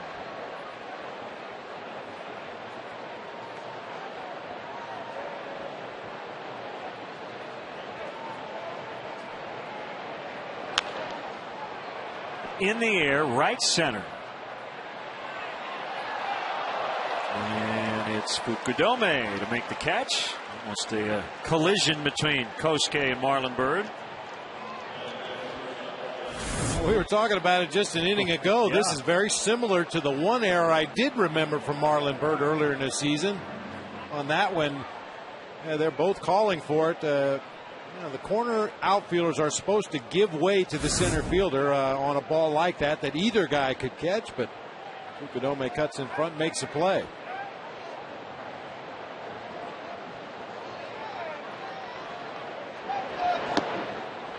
Rice University product, Paul Yanish. Had a day to remember here on July 4th. Came in the bottom of the first to play third after Joey Votto, the first baseman, had been kicked out. Kosuke will get this one. Yanish would go 4 for 4 in that game. Didn't even start.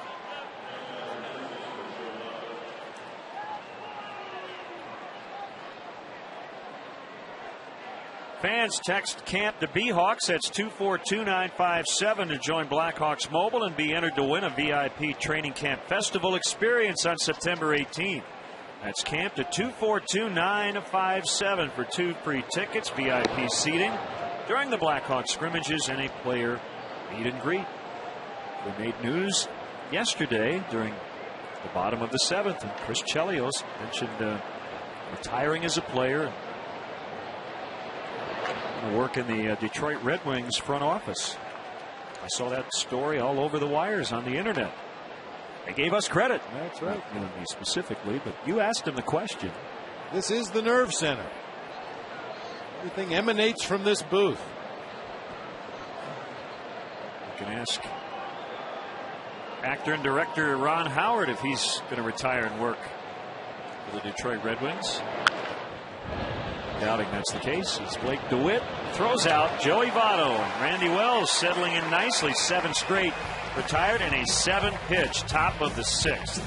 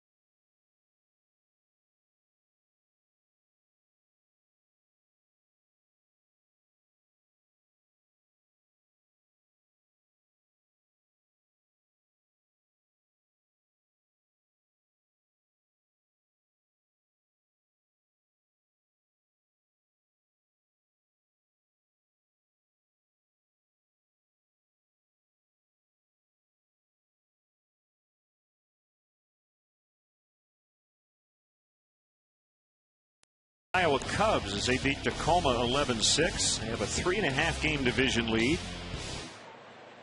Tennessee winning. Also in first place. They will make the playoffs based on their first half finish. And Daytona tied for first in the North Division of the Class A Florida State League. They snapped their 4-game losing streak. They've won 15 of their last 19. Jay LeMahieu, middle infielder, hitting over 400 during a 9-game hitting streak. 2-0 on Aramis Ramirez. A 1-1 tie in the bottom of the 6th. Home run swing, missed it. 2-1.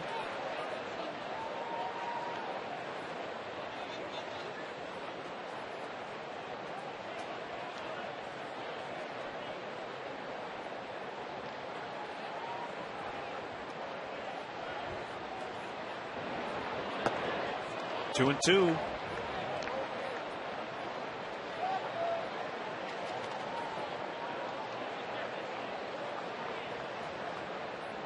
Bob, the wind must be blowing out at Rogers Center. 6 homers by the Blue Jays in the first 4 innings.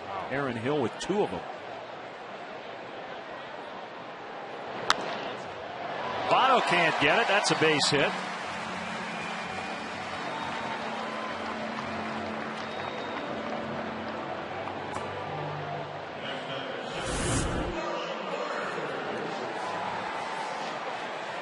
Adjustment there with 2 strikes once again.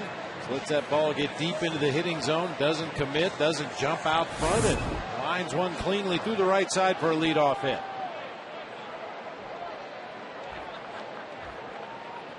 I stole your T-shirt. Wondered where it went. Can't miss it. I just scanned the ballpark in 2 seconds and I found that yellow shirt. Homer Simpson in the front.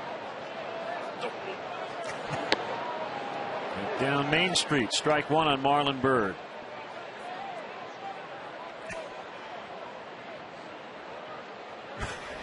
Better move back. Marlon's going to hit this one really far, he says. He's the advanced scout for the Ball Hawks.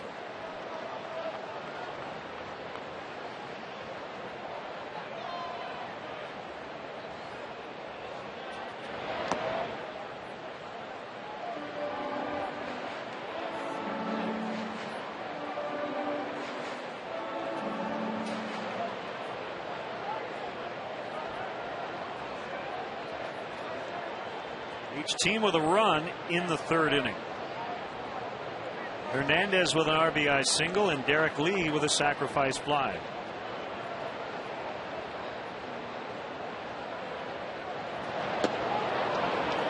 Breaker for strike 2. It's 1-2 on Marlon.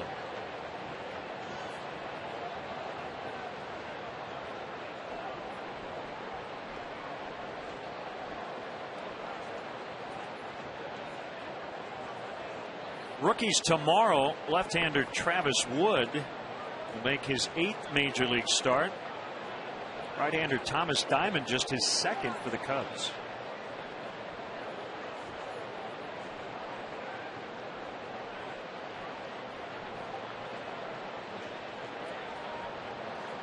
Ten strikeouts for Diamond in his major league debut.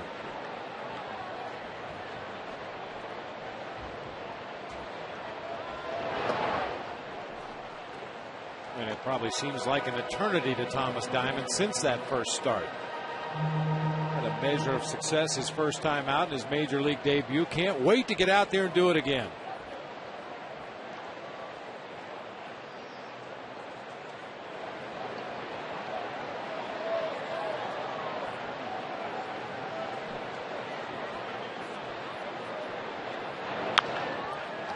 Trying to turn it here, Roland.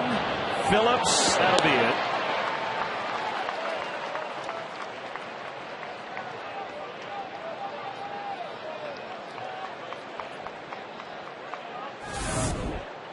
Unfortunately, the ball hit too slowly for Scott Rowland to initiate this double play. Does everything he can to get rid of it quickly to Brandon Phillips, but Marlon Byrd, as usual, just hustling down that first base line.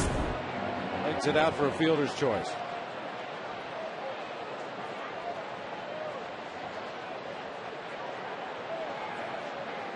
Strikeout and a double for Alfonso Soriano. Bird takes over for Ramirez at first.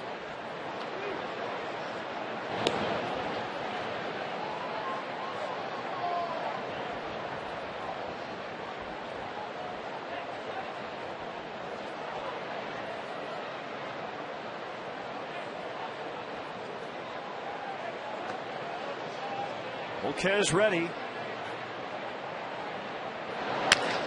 There's a double play ball and a broken bat grounder. 6-4-3, and we'll head off to the 7th in a 1-1 tie.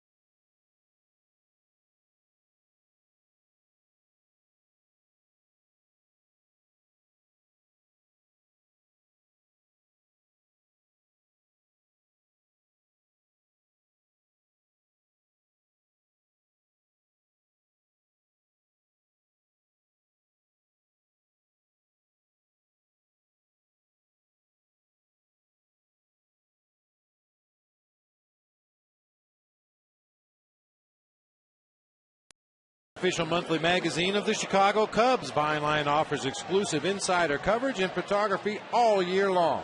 Visit the Vineline blog at Cubs.com for extra content and order today.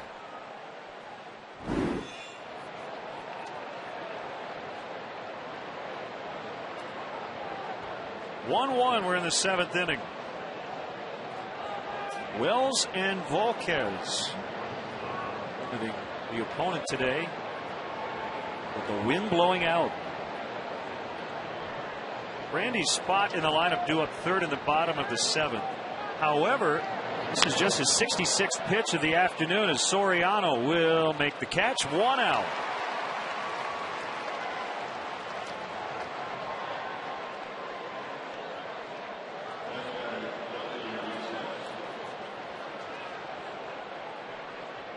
Watch Comcast Sportsnet Cubs game replays on demand with Xfinity TV from Comcast. Don't miss the action. Call 1-800-XFINITY today.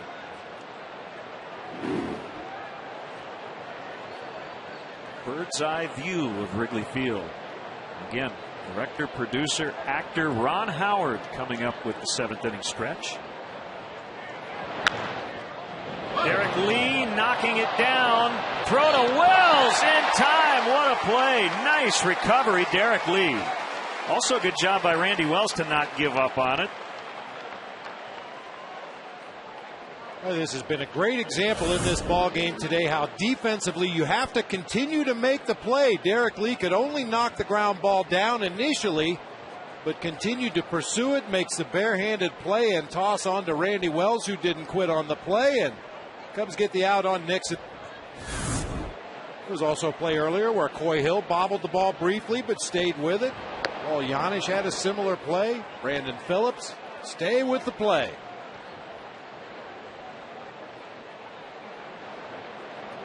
Wells with an 0-1, low to Jay Bruce, who's going to have an interesting decision, and a lot of it will depend on what the first two batters of the bottom of the 7th do. But Randy Wells getting stronger as the game has gone on, and in a 1-1 tie, you don't love the idea of taking him out at this point.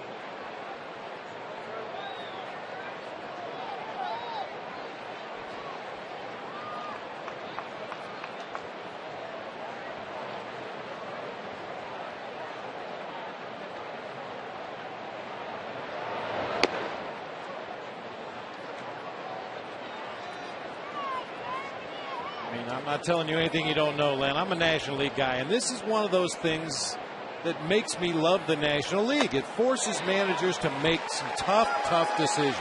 Time for the stretch with Ron Howard. After the ball game is legendary director and actor Ron Howard.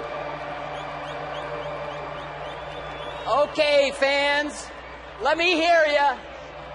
A 1, a 2, a 3. Take me out to the ball game. Take me out to the crowd. Buy me some peanuts and Cracker Jacks. I don't care if I never get back, for it's root for the Cubbies. If they don't win, it's a shame. For it's 1, 2, 3 strikes, you're out at the old ball game. Thank you, Chicago.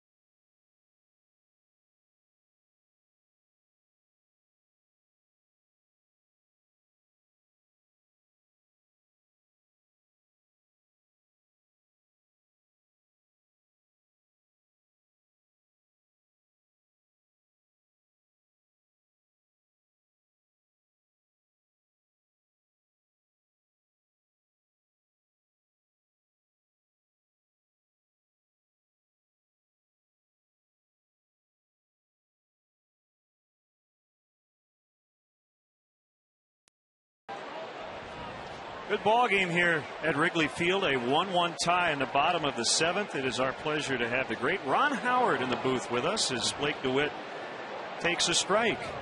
America watched you grow up on television.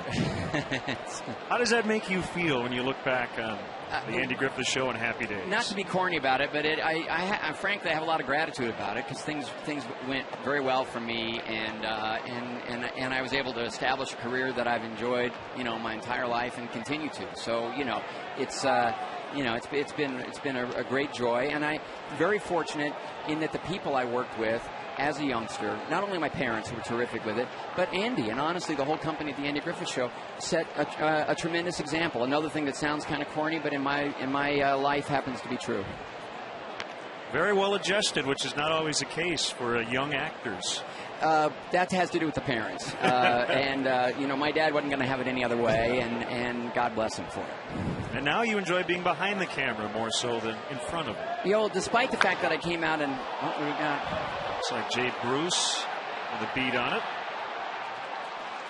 Despite the fact that I'm out here singing the 7th inning stretch song, I'm not much of an exhibitionist. So I really kind of like the idea of drifting behind the camera and being involved with every aspect of it. And I'm here in Chicago doing a comedy for the first time in about 10 or 12 years. But even though I, worked in comedy as an actor, and my first 10 years of making movies were primarily comedies.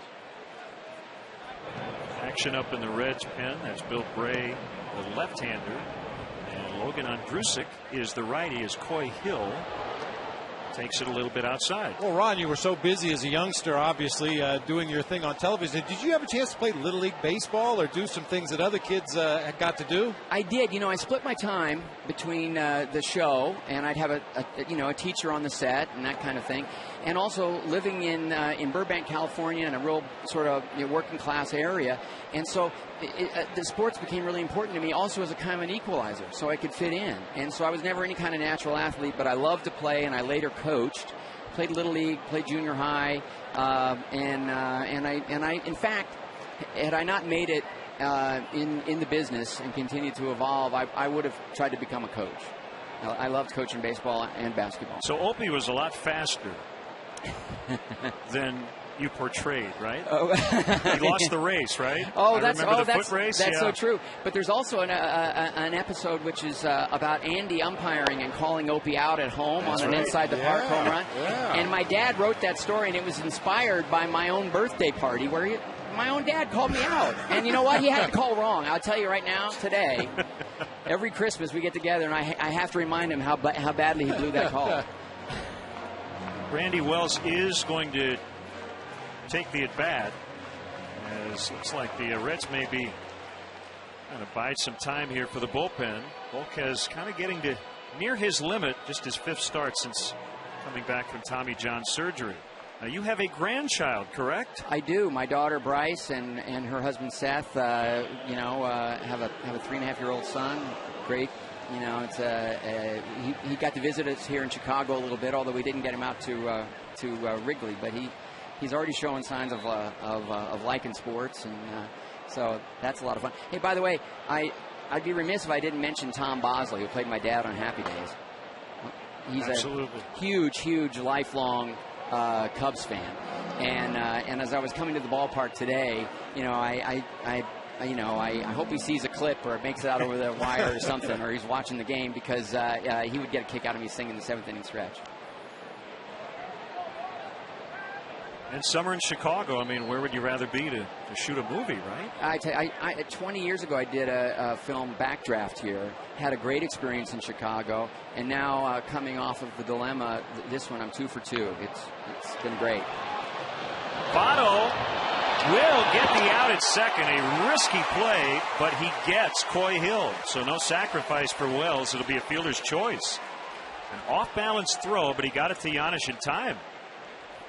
We've seen a number of those off-balance fadeaway throws from Joey Votto this season. I'll tell you, he is fearless as a defender. He doesn't always get himself in good fundamental position, but that time made the right choice and was able to get the lead runner at second base. You see him leaning back and actually falling down as he made that throw. That's when the coaches in the dugout are going, no, no, no. Yeah, nice play. Up to Kosuke with a runner at first and 2 outs. Another one of your films, Parenthood, and I have a 9-year-old son, and Bob has a son and a daughter. I think every parent out there can relate to the line, "Why did you make me play second base?" If you're a parent, that movie really hits home. Oh, well, that was very autobiographical from both the writers, Gans Mandel, Brian Grace as the producer, and me. And of course, we had to have a little league scene in there because between the playing and the coaching, you know, I'd kind of seen it all. And my brother Clint, he played the annoying little league parent, and I'm also really happy with you know, what the TV version of Parenthood has evolved into, and it's been going gangbusters, and they put baseball in there too. That's right. 2-0 Kosuke swings over it. Rana had a chance to see Steve Martin and his bluegrass band. They came here and performed at Ravinia this summer, and he's obviously one of the great actors and comedians of this generation, but he can play the banjo. Great musician. I mean, well, he's an incredible talent, brilliant writer, and you know, and he loves it all. And he's really, man, he's maintained his stardom all these years, and yet he still pursues all the different creative avenues, you know, that interest him. So he's really you know, stands out in his generation. 3-1 on Fukudome. This may not even be a fair question, Ron, because you've done so many tremendous things, but is there one thing that you're particularly proud of? Wow. Professionally, I don't know. It is hard to say, but I think getting the realism into that we achieved in Apollo 13 was something that meant a lot to me, because so many of the astronauts were involved and talking to us, and I could see it meant so much to them that we depict their experience in an authentic way, and so I'm really proud of that as an achievement. Dusty's going to make a double switch. It's a Lexus Pursuing Perfection call to the pen. Right-hander Logan Ondrusek is in, 2 outs in a 1-1 tie. We'll be back in a moment.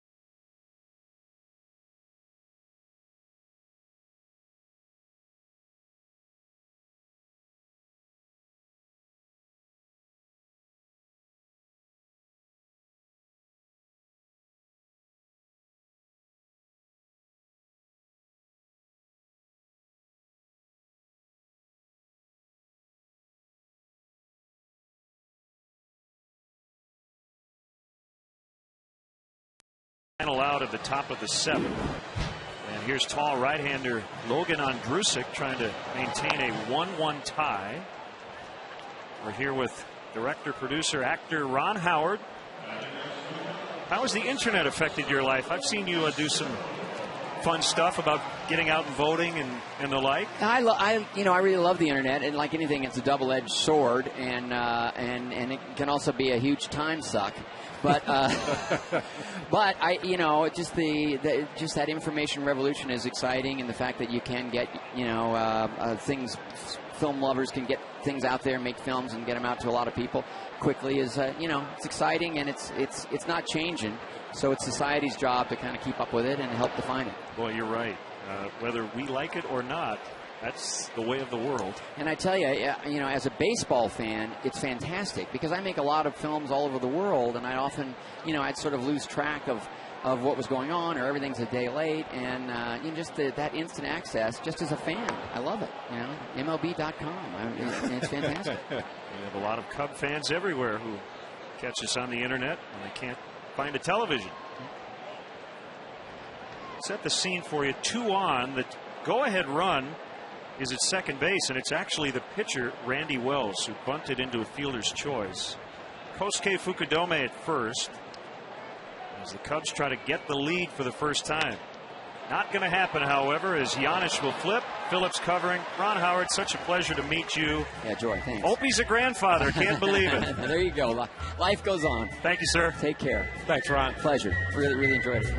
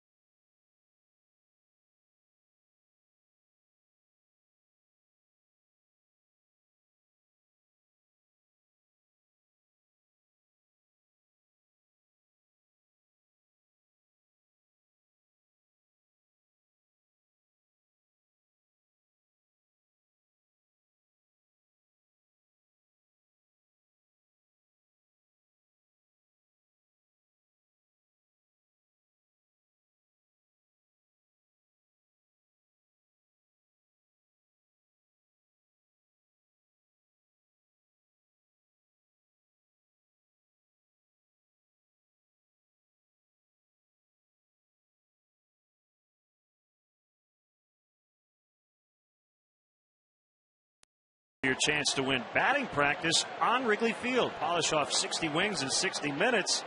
Woo, and you'll be swinging them out of the park at the end of the season. Batting practice. With 25-cent wings on Mondays, you won't break the bank. Visit CaptainMorganClub.com for details.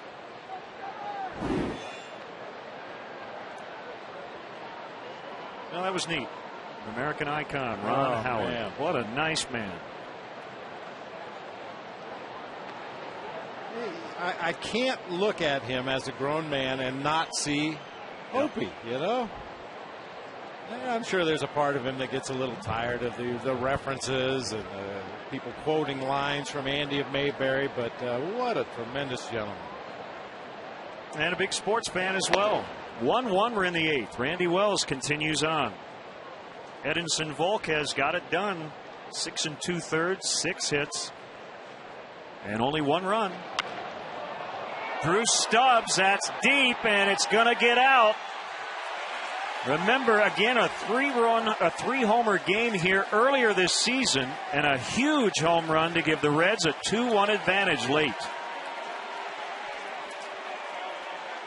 Sure, he's heard the whispers about a potential demotion, and he's had a big day. Yeah, Drew Stubbs carrying that low batting average, but as the Cubs have witnessed too many times this year, he is a threat to go deep on any pitch if you make a mistake, especially on a ball out over the plate where he can get his arms extended. No doubt about that one. So a 3-homer game here on July 4th. You go back to April 9th in Cincinnati, a game-winning grand slam against the Cubs, and today his 5th homer of the year against Chicago, and this also giving the Reds the lead.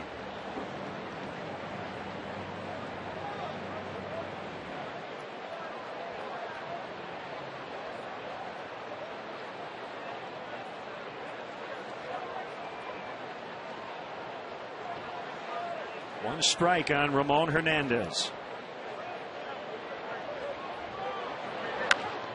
Ground ball up the middle. Castro had to leave his feet, and a bad throw. He had time to get him, but the throw was offline. It'll be a hit. The idea being that some shortstops wouldn't have even gotten to that ball.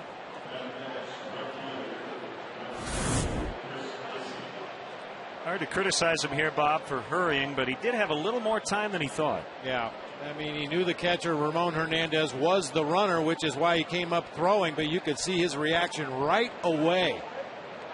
Knew he rushed his throw a little bit too much, pulled it wide of Derek Lee at first base. Fortunately, the ball hit the facing of the dugout, stayed right there, so Hernandez could not advance on to second. Heisey with a man on, nobody out. The outing for Volquez today, the longest of the season, 6 2/3. He has a chance to improve to 3-0 now. No, he doesn't. No decision. Andrusik got the final out of the 7th. And the second time he's gone at least 6 innings this season. And Randy Wells trying to just get an out here in the 8th.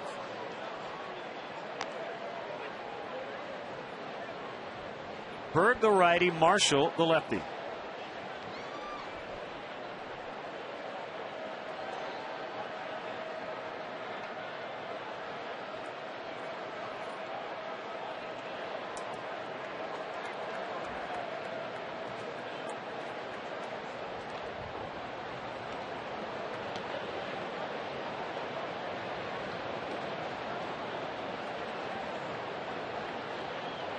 Strike on Heisey.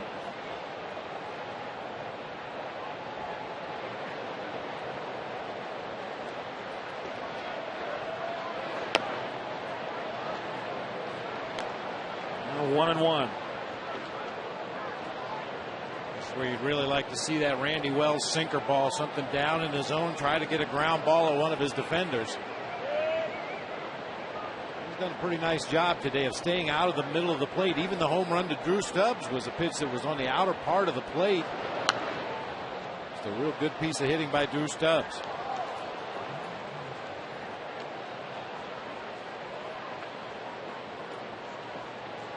Game in Toronto, a blowout. Blue Jays only got 2 in the 4th, though. They did get 5 in the 5th. 13-5 in the 6th inning. James Shields, 8 runs in 4 innings on 6 homers. Everything else either later this afternoon or tonight. Red Sox and Yankees will start in about an hour. John Lackey and CC Sabathia in the Bronx. Boston won last night.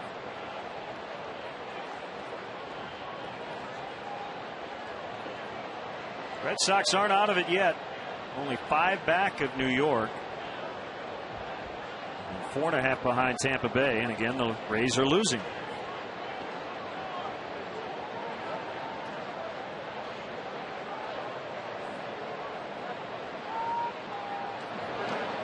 Two and two.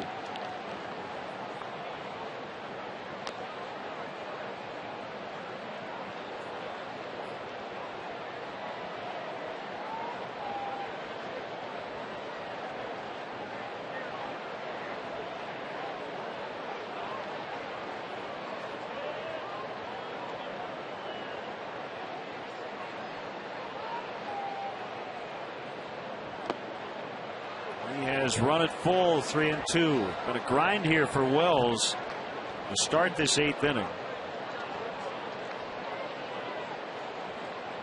Prior to the home run by Drew Stubbs, Wells had sent 10 straight Reds back to the bench empty-handed.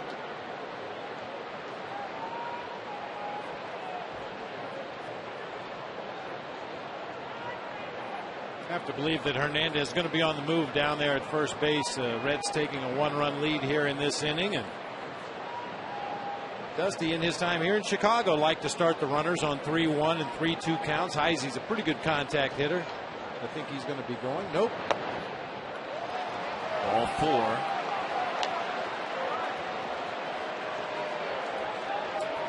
Let me just say, Bob, I agreed with the decision to have Wells try to bunt in the 7th with the way he was pitching in a tie game. Hindsight's always 20/20, but unfortunately Randy could not get an out here to start the 8th. Play that what-if game, but he was really good today. Justin Berg is on. The Lexus pursuing perfection. Call to the pen. We'll be right back.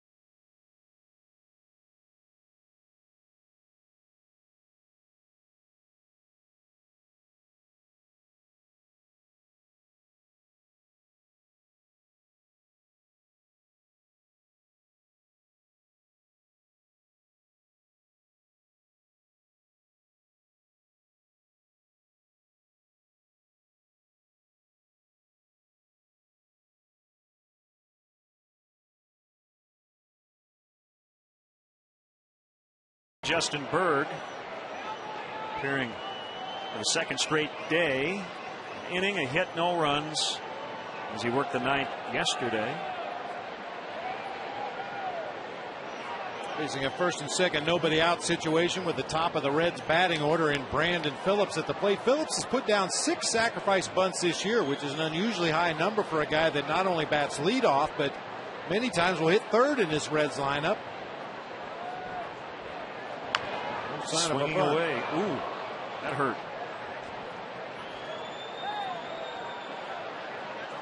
He's probably thinking I should have bunted. Should have bunted. That's what happens against the sinker ball pitcher. The movement of that pitch down and in. A lot of times the hitter will just catch the very top part of the baseball and foul it off that front leg.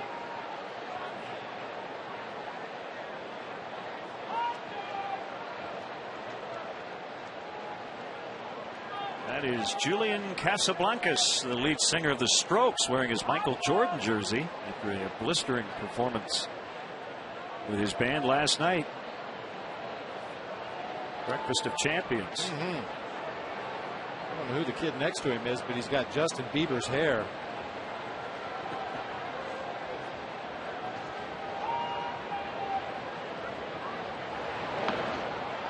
Oh, 0-2. Phillips still hobbling around.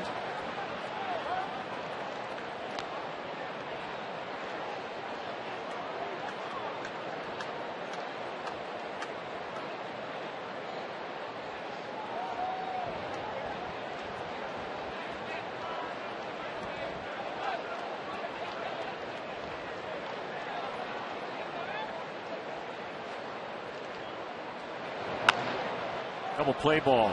Phillips really not running hard down the line, and a pretty easy turn. 6-4-3, 2 down.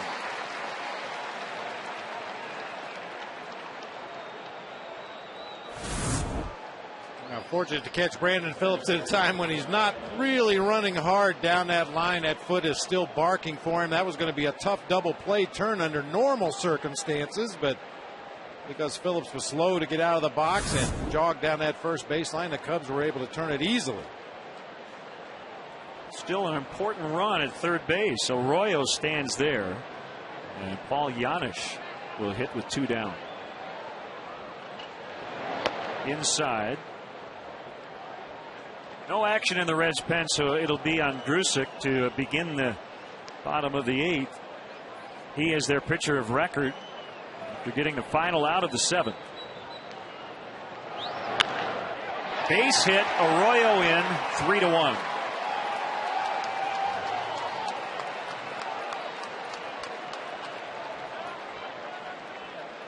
That run will be charged to the starter Wells.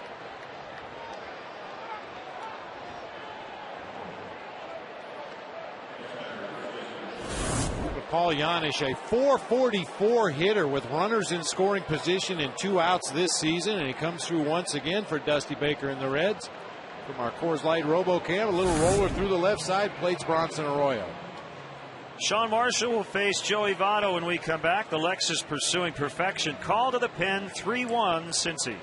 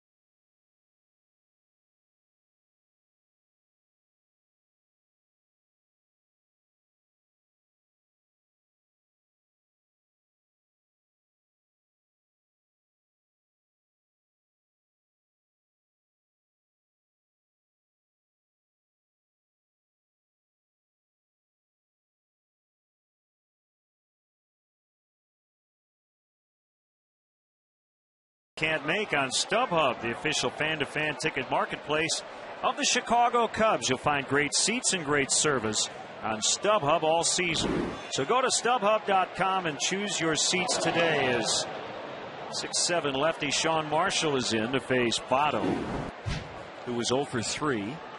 57th appearance for the busy Sean Marshall.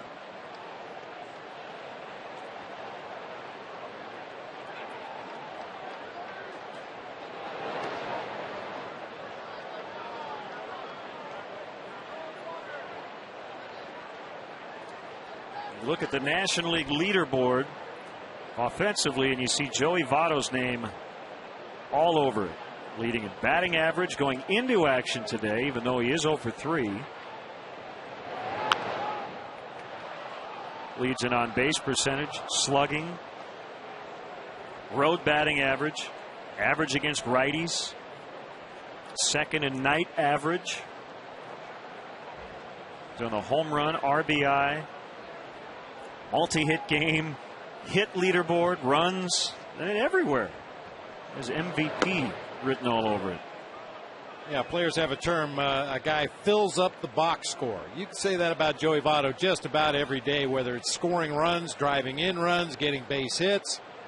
Fill up that box score. That is in reference to the game in Toronto, and the Blue Jays in the 6th have scored in every inning going into the 6th. Doesn't happen much as Marshall off the mound. And he'll toss to Lee to end the inning, but a damaging one. The Reds get the lead, 2 runs to make it 3-1.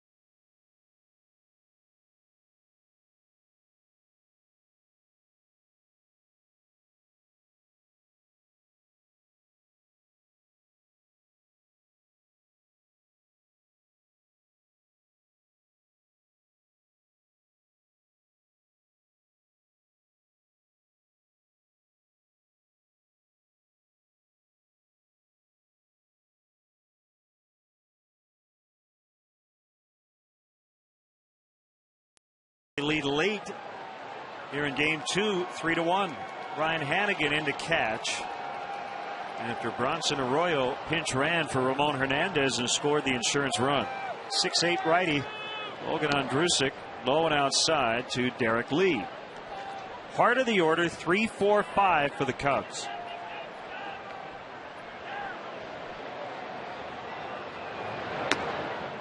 Outside 2-0. I think Dusty Baker looking at it ideally in the 8th. Ondrusek gets through it, and Rhodes doesn't have to be used. No lefties here for a while. It's 3-0.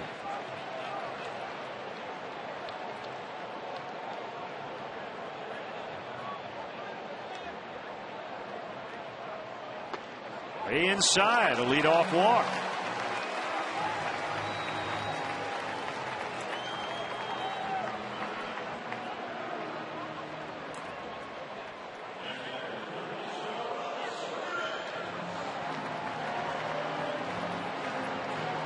Reds will get into double play depth.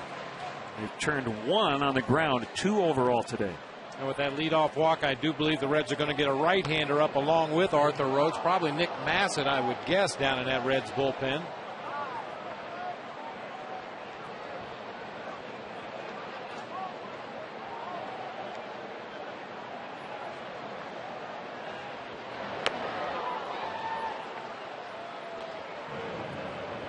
And you are correct.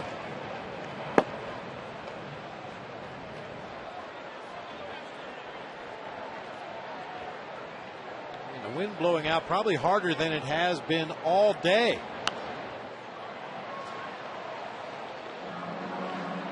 Yeah, 2-run lead on a day like this at Wrigley Field is nothing. As a manager, I know you play it like a tie ball game. That lead is not comfortable, especially with a leadoff walk and a number of hitters making their way to the plate that are capable of going deep.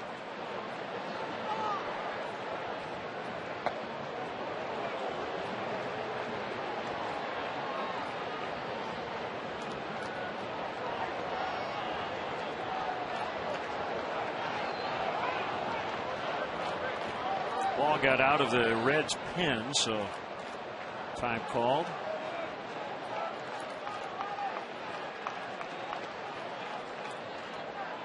Drusek's been very stingy as of late, as has their whole bullpen. Double play ball. Actually, Giannis left his feet, and Phillips not able to turn it. So they do get 1, and that's it. Right off the bat, I thought that might be routine. It wasn't hit particularly hard, cued right off the end of the bat of Aramis Ramirez, but Giannis kind of lost his balance. I don't think he really wanted to dive for that ball, but as he lost his balance, he just conceded any possibility of turning 2 on that play.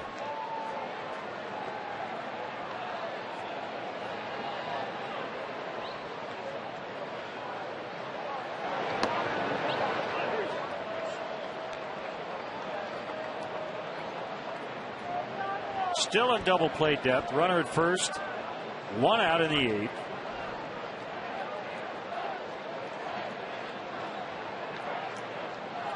Slide step, swing and a miss. 0-2. White's up on you in a hurry from the 6'8" Ondrusek. I'm watching him use that slide step with Derek Lee and Aramis Ramirez as the 2 runners that the Cubs have had at first base in this inning. Obviously, neither one of those guys runs very much, but I think Ondrusek just does it on every pitch. Some guys will use the high leg kick if they have a runner on first that they're not worried about running, and then use the slide step when they have a base stealer on at first. But it looks like Ondrusek is comfortable with that slide step, regardless of who the runner is at first.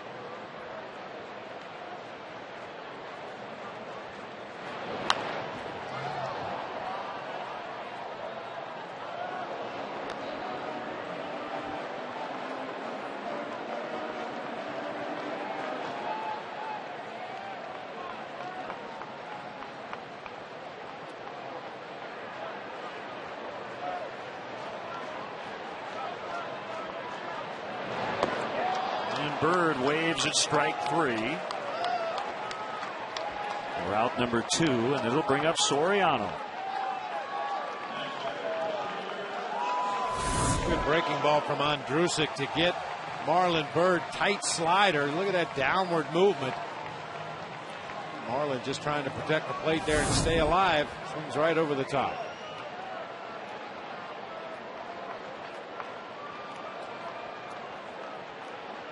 Double and 3 trips for the Cubs left fielder. Ramirez, a runner at first. And he called strike.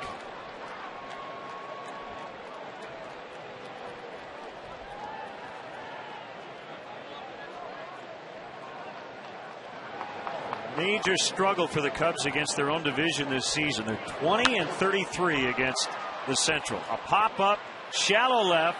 Giannis got out there quickly, and he puts it away. And we'll go to the ninth with the Reds leading 3-1.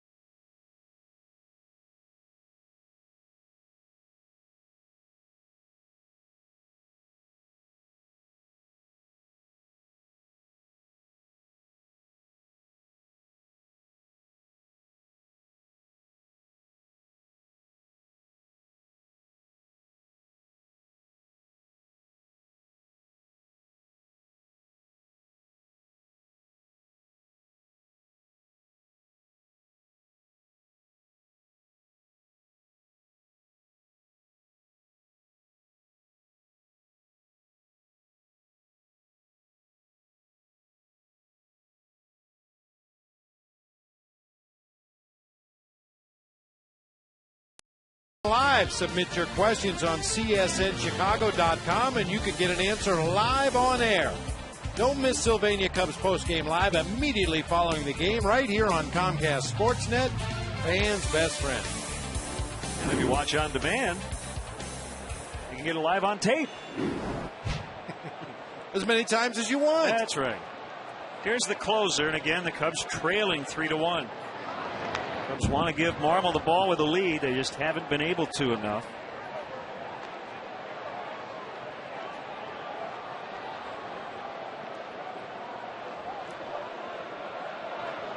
Cordero got his 30th save yesterday. That's Francisco Cordero, and he's up again in the Reds' pen with his team leading by 2.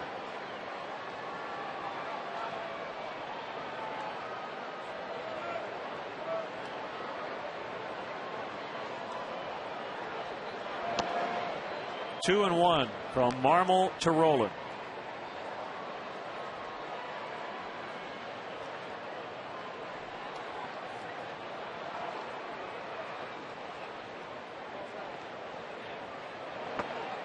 Slider inside. 3-1. 41,227. One of the biggest crowds of the year here at Wrigley.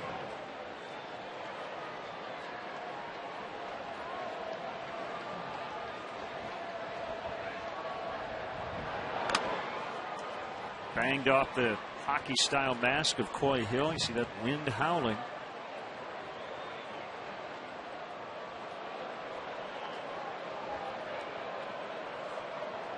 These conditions don't necessarily mean a lot of offense.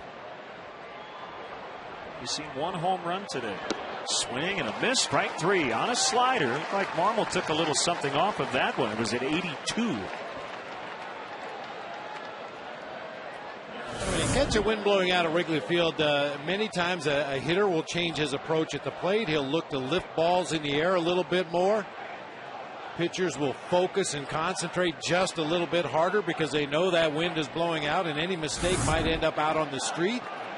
So, yeah, just because the flags are blowing out is no guarantee you're going to see a lot of offense.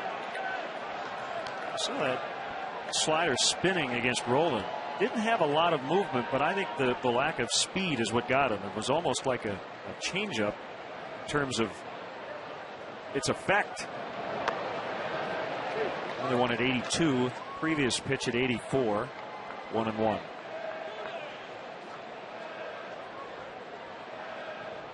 Clearly Marmol hides the ball extremely well, and he can get away with mistakes other guys cannot.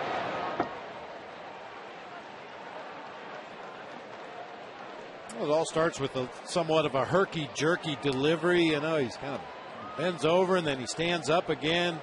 Sometimes his arm angle is almost completely sidearm. Other times he'll be at a low three-quarter arm angle. Occasionally he'll get on top of that slider and it'll break straight down. Other times he'll get around it and it'll be a flatter breaking ball. But I think you hit the nail on the head, Len. I just don't think hitters pick him up well. That's what a lot of hitters used to say when facing Jose Valverde, another closer who had a short arm delivery, really hid the ball well. His stuff was very good on top of it, but hitters just didn't see the ball well out of his hand.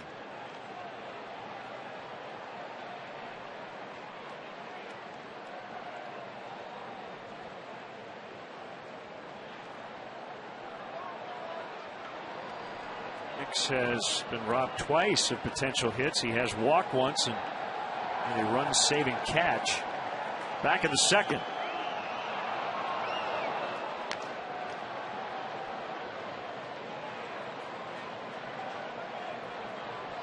Let's talk to recycle. I don't know if that's the goal here, but I'm not sure what the goal is. The world's tallest cup. And DeWitt dropped it. Wynn caught it. And as he was backpedaling, it just popped out of his mitt. That'll be an error on Blake DeWitt. I mentioned just a half an inning ago, the wind blowing harder now than it has been at any other time during the ball game today. And DeWitt thought he was in a good position, had to backpedal a few steps to get underneath the ball, ended up reaching for it and could not make the play. And a tip of the cap to Lance Nix. He didn't assume anything, ended up on second base standing as that ball dropped in shallow right field. Francisco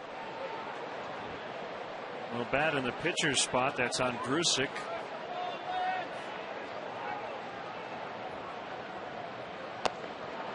Outside, ball one. Saw him yesterday, a pinch hit double. Also in the ninth.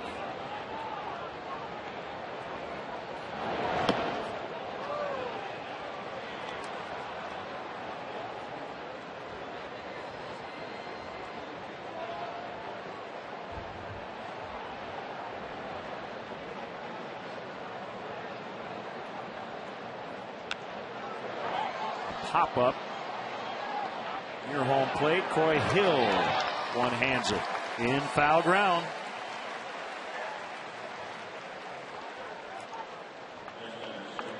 How are they doing out there? Not as easy as it looks. Oh. I hope one guy didn't drink all those beers. Always fun till somebody gets hurt.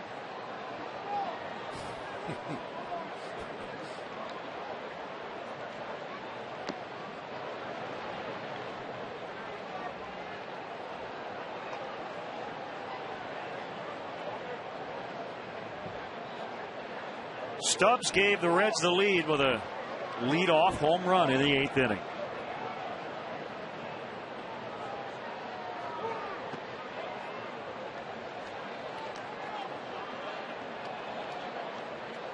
Thing about Drew Stubbs, even when he struggles, he can give you an excellent pinch runner off the bench. Great defender in the outfield. They've got a move coming up with Chris Dickerson, a left-handed hitter, coming off the disabled list. He had right hand / wrist surgery. But I think Walt Jocketty and Dusty Baker would term it as a good problem to have. 3-1.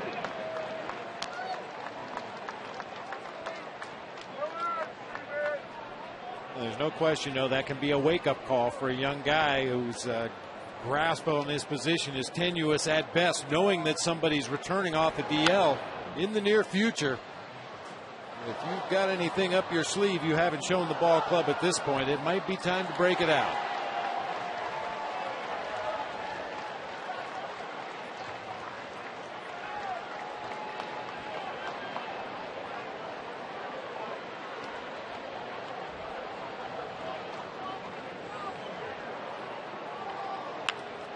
Pulled into left, a base hit.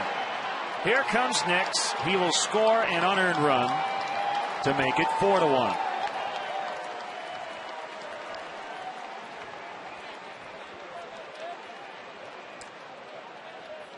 And Stubbs has 3 hits. Stubbs will get credit for the RBI right there, but I once again come back to the fact that Lance Nix hit a pop-up to the second baseman and didn't just jog to first base conceding an out. He ran hard, got himself into scoring position where he can score on this Drew Stubbs single. It's another one of those little things, you know. Guy hustles hard on a pop-up to the right side and ends up scoring a run. It's powered to deep center, but Marlon Byrd will retire Hannigan. Hannigan with his first at bat of the day. An unearned run to make it 4-1 to the last of the night.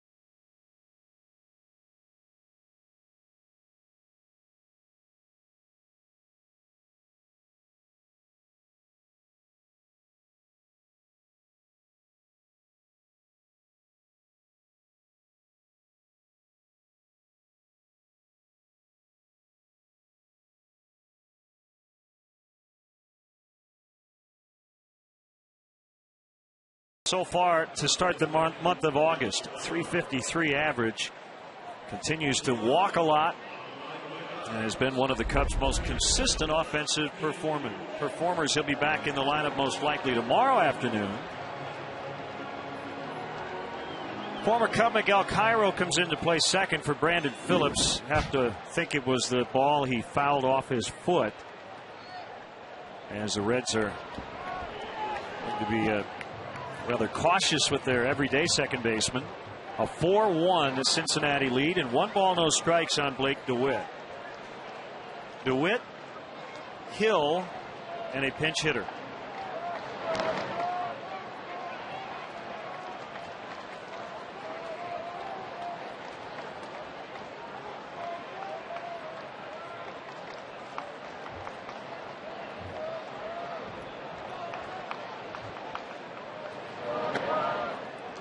Caught the inside part of the plate. 2-1.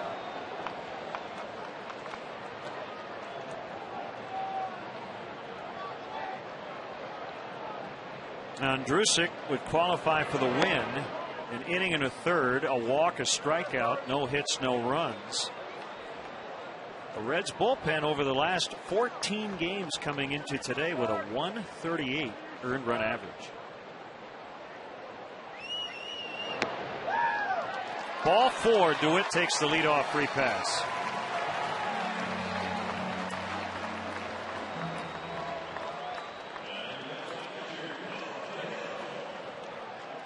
If the Reds hang on today, they would improve to 11-1-1 over their last 13 series and 6-0-1 in their first 7 series since the break. That's consistency. Yep.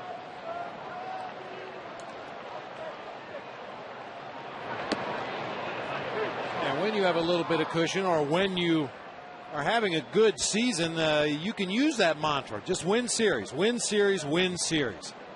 You don't have to sweep anybody. You don't have to take 4 out of a 4-game series. Just win the series. Line foul the other way. 0-2 on Hill.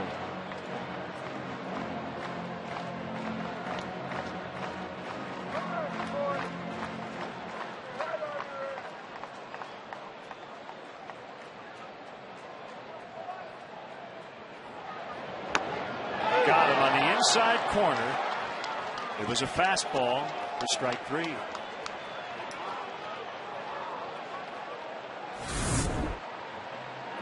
Nothing tricky this time from Cordero. Tailing fastball right on the inside corner, just below the belt.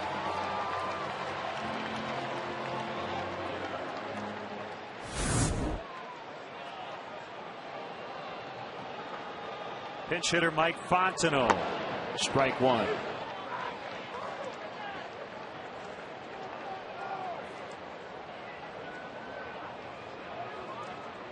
Limited duty since June 1st. He's hit just .207. It's 58 at bats in 32 games. 6 for 26 this season as a pinch hitter with a home run and 6 driven in. He's also 3 for 4 lifetime against Coco Cordero.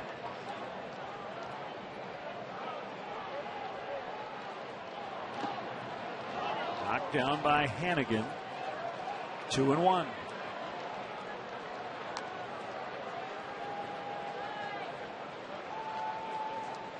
Blue Jays have made it 7 straight innings with at least 1 run to start their game against the Rays. 17-7. They've hit 8 home runs. That might be a franchise record. Got to be close. 3-1 on Fontenot. Cubs are 1 bad pitch away from putting the tying run at the plate.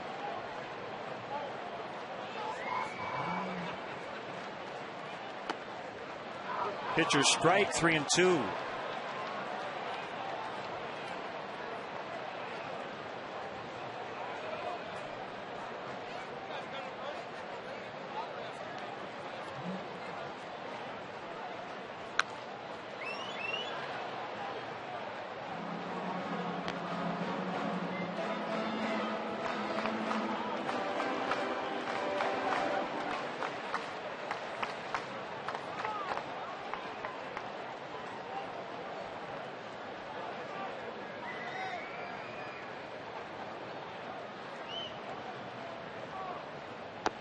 Ball 4. Kosuke represents the tying run as Cordero has walked 2 in the inning.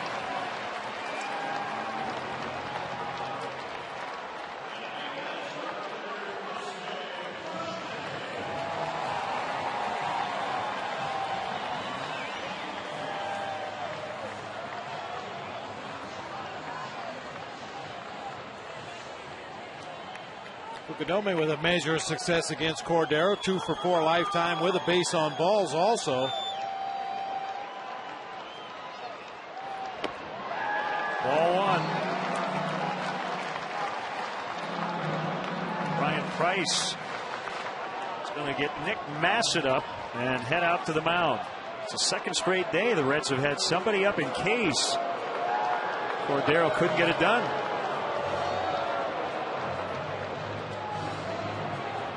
We have a Chansey, producer of Cubs baseball on Comcast Sportsnet, is Bob Albrecht. Our director, Dave Turner. Our associate producer, Tamara Anderson. Our stage manager in the booth, Christine Charbonneau. Jim Winters is our technical director. Mark Harper, our tech manager. The senior executive producer of Comcast Sportsnet is Jim Corno Jr. Great work by our entire crew, which has had a busy week today. Or this week, I should say. And today, maybe, too. Missed again, 2-0. Cordero has walked 2 in the inning. Has thrown more balls and strikes. 3-0. He wanted that one.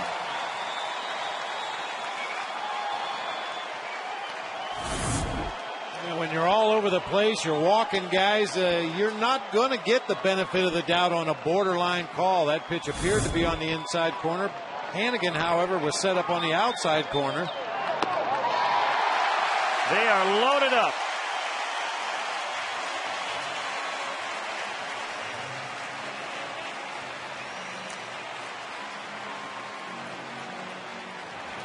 For Starlin Castro.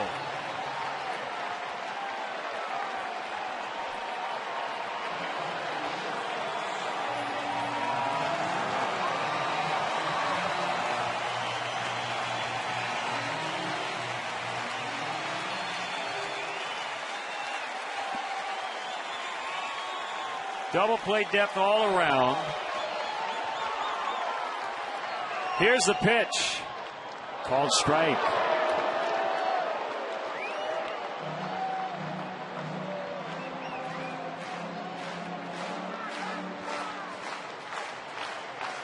"20 pitches, only 8 for strikes from Cordero." 0-2.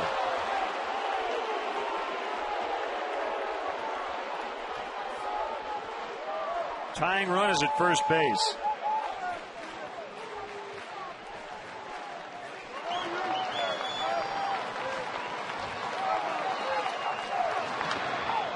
Just stays alive.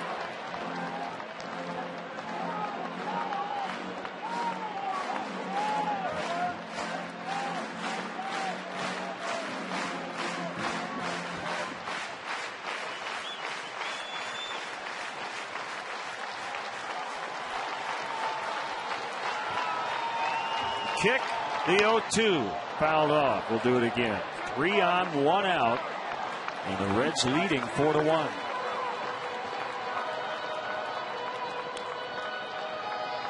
Cordero has created his own jam.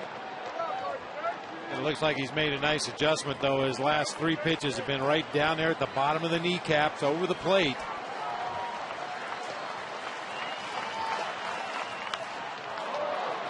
Slider just off of the outside corner. Castro is able to stay alive, fouling it off.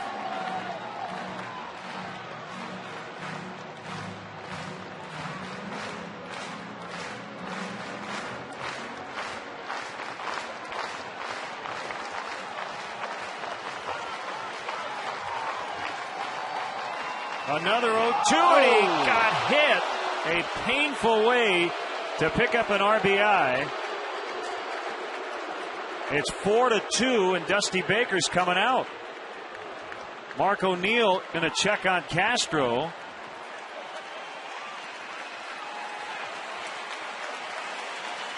And that's going to be it for the closer, Cordero.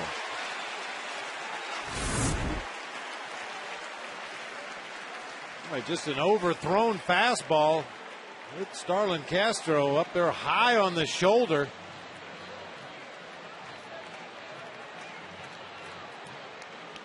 Oh, man. That one was headed right for his dome. So Cordero just didn't have it today. And Nick Massett has been summoned. Bases still loaded. 1 out. And a single here could tie it. It'll be Derek Lee coming up against Massett. The Lexus pursuing perfection call to the pen. Don't go anywhere.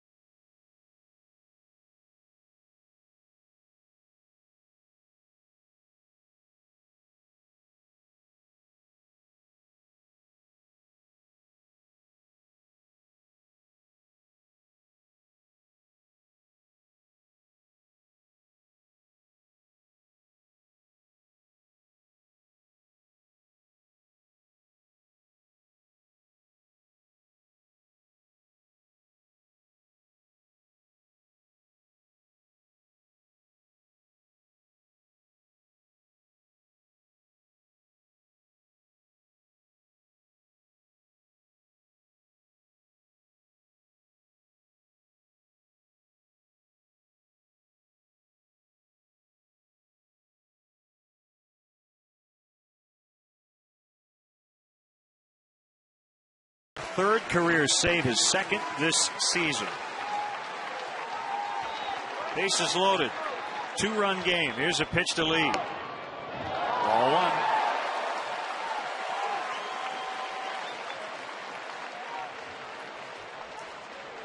Well, Derek Lee will take this trade off on the mound for the Reds any day of the week. He was 1 for 9 lifetime against Cordero, 4 for 9 against Nick Massey. Kick in the 1-0 pitch. Big swing, fouled it straight back. 1-1. Fontenot at third. Fukudome represents the tying run at second, and Starlin Castro the winning run at first. Castro just got hit by a pitch to force in the Cubs' second run of the day.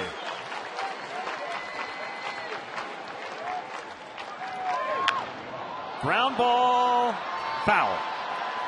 That's fortunate.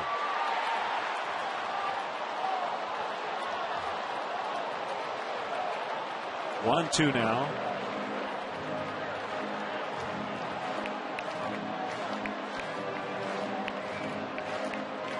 Castro still in a considerable amount of pain down there at first base. I've seen him raise his left arm up above his head, trying to flex that left shoulder. Talk about what an Iron Man he's been since his call up here to the big leagues. Chance he may be getting a day off tomorrow.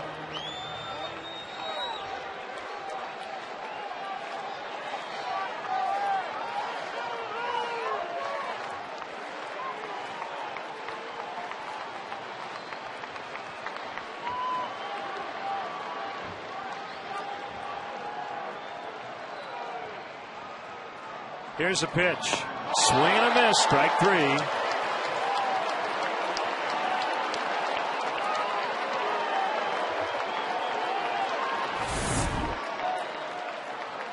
Breaking ball from Nick Massey. Short, sharp curveball. Starts mid-thighs, ends up down below the knees.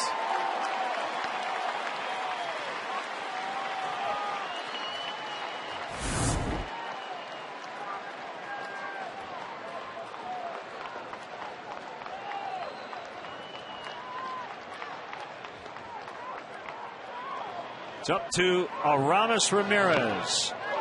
Ball one.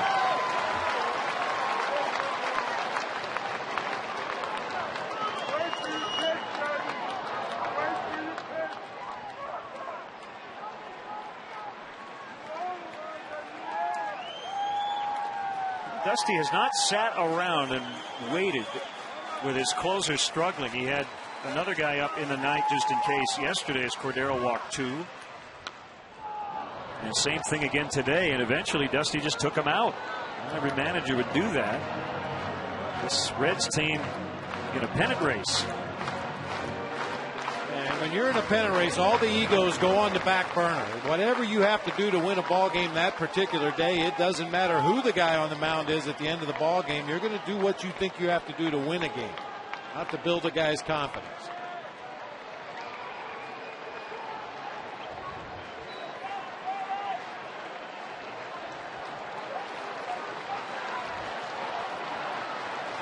Ready for a 1-1. Here it is. 2-1.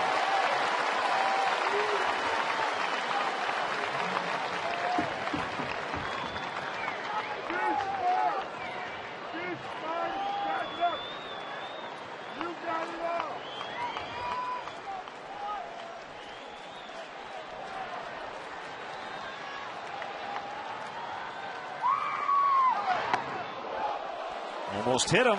3-1. Bassett has been really good lately. Did give up a home run on Wednesday at Pittsburgh to Pedro Alvarez, but had 12 straight scoreless appearances prior to that.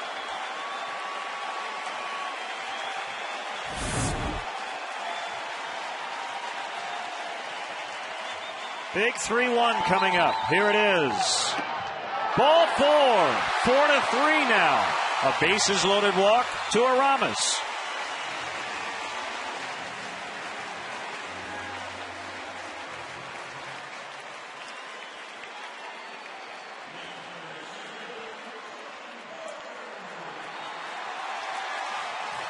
So 2 runs in, the base is still loaded. The Cubs, Bob, do not have a hit. They have not put a ball in play. 7 plate appearances in this inning, and they've all been walks, strikeouts, and a hit batter. Well, they need one more. Doesn't matter how you get it done. That's right. No pictures, just numbers. Ball 1 to Marlon Byrd.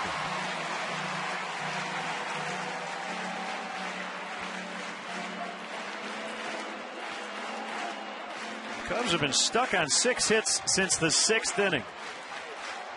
They have rallied for 2 in the 9th. They have the tying run at 3rd, the winning run at 2nd. 1-1. Well, these are the kinds of at-bats that do make you ask. Wish we'd seen a little more of this early on today against Volquez. Could have gotten him out of the game a lot sooner than they did. Had they used these kind of patient at-bats.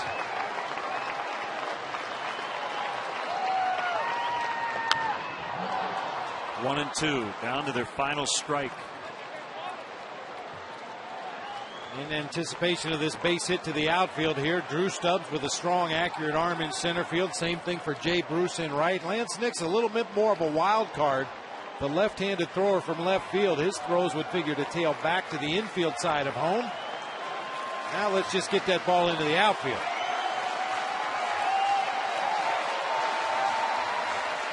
The 1-2 on the way, swing and a miss, and the Reds barely hang on. The Cubs sent 8 to the plate in the 9th inning. 4 of them walked. You had a hit batter, and the other 3 at-bats were strikeouts. So Massett bails out Francisco Cordero, and the Reds win a 1-run game. And the Cubs continue to struggle in the 1-run decisions, now 13 and 26 in games decided by 1. Yeah, the bases loaded for the middle of your order. Rusty Baker fired up as Massett struck out Marlon Byrd to end this one. I mean, obviously some missed opportunities earlier in the ball game, but you couldn't ask for a better chance there in the bottom half of the 9th inning than the Reds presented to the Cubs offense. Just couldn't come up with that big hit. The GMC player of the game, Drew Stubbs, who hit what ended up being a game-winning home run, the go-ahead shot to lead off the inning. In a day when we thought we were going to see a lot more long balls because of the conditions here at Wrigley Field, just not much offense for either team. So that tuned, more to come on Sylvania post-game live. Once again, the final score today, the Reds 4, the Cubs 3. Our next Cubs telecast here on Comcast Sportsnet. CSN Plus will have the coverage from AT&T Park in San Francisco. The Cubs and the Giants for the very first time in 2010. In-game scoring provided by ScorePad, and now Bob Brenly and Luke Stuckmeyer and our entire crew. Len Casper sending it over to Gail and Todd in our Comcast Sportsnet studios.